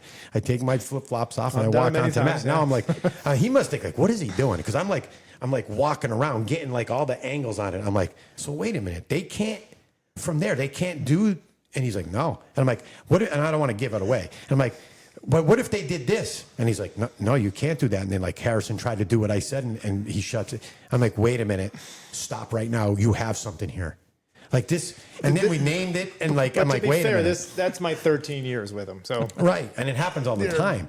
But my point is like, so I went home that night, and I used ChatGPT, and I made like a seminar poster, and I'm gonna say what it is, and it's awesome. The poster's awesome, right? And it says I superimpose over it, in development, because if he starts to develop more things off this one thing that he just came up with, it's gonna be like revolutionary. Yeah. Well, I've seen the change in even the beginner class, like how you went through the traditional. How many years did we do the traditional? By the book. We're teaching this one and this one and this one and this one, and then you changed it. Yes. And then now we have different takedown. We're of course entering different. We're finishing different. Like that. I just the evolution of even that. Constant. It's constant evolution. Yes. Yeah. Dogma is dangerous. Right. Yep. Dogma is dangerous. You can put that on a T-shirt. And people, Dogma and people just phone it in at his level. Some people will just phone it in. Oh, I'm the man around here, because he's the man. Yep. He won't say it, but like, first of all, every other academy around here, their head instructor learned under him. Yeah, of course they did. Just name the guy, and they came up pretty much under him in one way or another, right? If they didn't come up completely under him, he beat them at one point in their career. He was the top dog in the area. Yep. So he could literally sit back on his name and phone it in and teach, the 4 or 5 moves that he wants to teach in the beginner's class, and whatever, and phone it in. But he doesn't do that. He's constantly learning, constantly evolving, constantly developing new things and new systems, and teaching it to us. And that's why our jiu-jitsu travels so well, and that's why we have such a good place to train and to teach, and and the community is so good, because it keeps everybody engaged and interested, and nobody's bored, and nobody's quitting. The community is the big thing. Yeah, because even like a couple of other podcasts, you were talking about the intensity on Kaiser Ave. Oh God, yeah. Like it was fighting for your life on Saturday afternoons. Yes, but I never saw a fight. Never. No, you mean like an argument? I never saw. No. I saw him yelling at people more than anything else, because they put a hole in the wall because they're trying to kill each other. Crazy, like, what are you doing? No. We were but like I mean, brothers. there was like, I mean, there was animosity maybe when we were rolling, but not afterward. No. Like, never. I never felt that. I never felt. I mean, especially coming in as a 42-year-old dude. Like, I'm 42. These guys are 29. Yeah. And they're animals. Yeah. But I never felt outside, honestly. I never felt that way. And then I think that's just part of the community part of that. It is. Yeah. And that crew came through a lot together. Yeah, sure. That whole transition from Scranton MMA. And I just kind of happened at the good time and the wrong time. But it was a tight-knit crew. Yeah, I just watched, again, looking for the dates of when I got my blue belt. I got my blue belt the day Tyler got his black belt. Okay. And there's a video on there. I watched it because actually Dad told me about it. He's like, you got to go watch this. You got to go watch it. And I'm like, all right. So I went and watched it, and it was, you gave a speech at the end talking about how the environment, the people, the training, like if people have not watched that, they can go see what our school's about with your speech. I know you don't like to give speeches and things, but that was like... We'll have to put a link to that one. Tyler got his black belt, and the other part is you get to see me and Tyler get whipped, because I think it's the last time we did the gauntlet. Yeah. Is that on Facebook? Yeah. Facebook video? It's on your, We definitely did the gauntlet. We definitely did. The title is like second black belt promoted or something, so you can go look it up on his YouTube page. Yeah, it's on there. And you can see me get whipped. But yeah, so there's a speech right before we get whipped where you talk about the environment. It actually reminded me of, like, I remember what that felt like. Yes. Yeah. Like walking in there every time. It was a community. I never felt out of place. I knew I was going to fight for my life. Yep. To this day, I never want somebody to feel like they don't belong. Right. Ever. Yeah. Yeah. And that doesn't happen at our place. And that's something that even now I try to do a little bit, because we kind of tend to stay away from, especially now I'm old, I can't go train with all the white belts all the time. Right. I mean, I don't mind doing it sometimes, Yeah. but then I don't want them not to interact with us Right. either. So No. I always make You gotta sure mix we it go in. say hi and talk to course. them. And I think we have that. Yeah. We have that. Yeah, 100%. Yeah, I never want somebody to feel like an outsider, ever. I'm going to learn your name. I'm going to learn your wife's name. I'm going to learn, your kids' names. Yeah. Yeah, you with names. You with names. Are you still that way with your? I mean, I saw it, especially when kids come and go. Like the kid would show up. He's 7. He'd show up again at 10. Yeah. And he knows his mom, the sister, the Yep. brother, the dog's name. Like, Now, I will say that is only in the 4 walls of the academy. well, you can't do it everywhere. Beyond that, I'm terrible with that. I'm terrible. Yeah. Yeah, you're I amazing with it, though. It's 'cause ran there's into no somebody- investment. I Yeah. just ran into somebody that I went to high school with. And I know I went to high school with them. Right Yeah. now, I cannot tell you their name. I recognize their face, and they're like, Jeff, hey. I'm like, oh, yeah, good to see you. How's Right. everything? What's going on with your life? Okay, listen, I got to go. No clue. Yeah, no What's up, clue. pal? Hey, guy. That's No normal for me. Yeah. clue. Especially with all the students. I mean, you have a lot of students too. I have Yeah. 110 every year. Yeah. Every year, new 110, new 100. Yeah. So there's A lot of kids people. walking out. They'll see me. Yeah. I'll see them at the Hey, mall. coach. Yeah. And they're like, "Oh, Mr. Bennett." I'm like, I don't know who don't you know are. who you Yeah. are. I just don't even pretend anymore. I'm like, I know who you are, but I can't remember your name. That's because it's usually true. I know something about them. I recognize course. who they are, but you couldn't give me 100 No, guesses. inside the 4 walls, I'll crush it. Yeah. Every time. Yeah, it's amazing You know, sometimes. every time. I'll be like, holy cow, how did you remember? You remember that? How do you remember that kid? And he still gives that speech, not like every day or every class, but like the 20th anniversary, he gave Yep. that speech, and like the bigger events. Yep. When we did the thing for James Delaney, Yep. right? Yeah. That speech comes out, and listen, there's been some at this over the point, years, it's not for a sure. speech; it's a preach. He preaches that. Yeah. He preaches that in our system. As far as if you're looking to progress through the ranks and get to that higher level, if you don't have that sense of community and that sense of giving back and helping other people with your jiu-jitsu, then good luck, because you're going to be there for a while. Yeah. If you're selfish with your jiu-jitsu, then in our system, that's not what it's all about. No, So you have to learn the lessons. That's one of the lessons. He talks about that community a lot. And listen, we're not just saying it. Anybody that trains there knows it. We know I mean, it. you know it. Everybody that's come on here has said it Yep. themselves before we even talk about it. And you can ask any one of our students if they feel the same way, and I would imagine that they do. Yeah. No, 100%. they definitely do. I mean, you have to. It's It's the place to be. the place to be. All right, we'll close it on that. Yeah. All right, we're at almost 3 hours. So No way. yes, way. Really? Yeah. 3 hours. Almost. You didn't cut us out I at didn't. the hour I 45 didn't. minute Listen. mark? I'm You're getting soft. I'm getting soft in my older age, man. I think you liked it. You like the headphones, don't you? Kind of gentler. You said you Jeff, hated the headphones. No, I've been wanting to talk with Jake for a while. Yeah, so, there you go. No, dude, listen. That's organic. You know what I mean? No, you know what? I'm going to start asking this question of every guest as the last question. Wait, you mean the one that we already did? Oh, yeah. No. Oh, you already did that No, one. we already did yeah, that one. Yeah. I got a new one that's going to be All the last question of every podcast we do. Okay. Who's the next person we should have on? Oh, you have been asking that a little bit. Oh, there's a bunch of good people. Pick one. Who's the next person we should have on? Doesn't mean they'll be next, but Right, yeah. I'd like to hear Brittany. Brittany. That's a good one. Brittany Bella. I'd like That's to a hear. good one. I'd like to hear Smitty. Smitty. Schmitte. Smitty One of is my on the- boys. Yeah, I He's think on- those Schmitty's two been are pretty training. good. He's been He's in on this the list. basement with us. He's been down here. Yeah. Schmitte. Yeah. Yeah, I think one of those two. All right. We have 2 new names. I don't No, think wait you a can minute. get Brittany. Do we allow Brittany to come on by herself, or does it have to be Brittany and Kristen? Well, we can figure that out. I mean, they run the women's program together, Right. so maybe that could be a dual guest ship. But Yeah. Because you got me on, and I didn't think you would. Yeah. Because when you first asked me about this, I was like, I don't like talking about me. No. And then my students are going to watch this. and so. again, it's gonna be great. Again, we go back to this. gonna be great. When I started this Yep. several years ago, and Yep. when it was reincarnated, because Chuck's like, we got to redo this. Let's get it going. timing. The black belt is not the most important person in the room. Everybody in that room has lessons to teach everybody. Everybody in this in our room has an inspiration to show to somebody, and that's what it's about. And I think you encompass all of that. Yeah, definitely. You're the first one to get me to go past the 2-hour mark, Jake. So That's right. Thank you. Thank you. Chuck, as always, Great job, thank you. brother. Boom. All right, and guys, we're out. We out.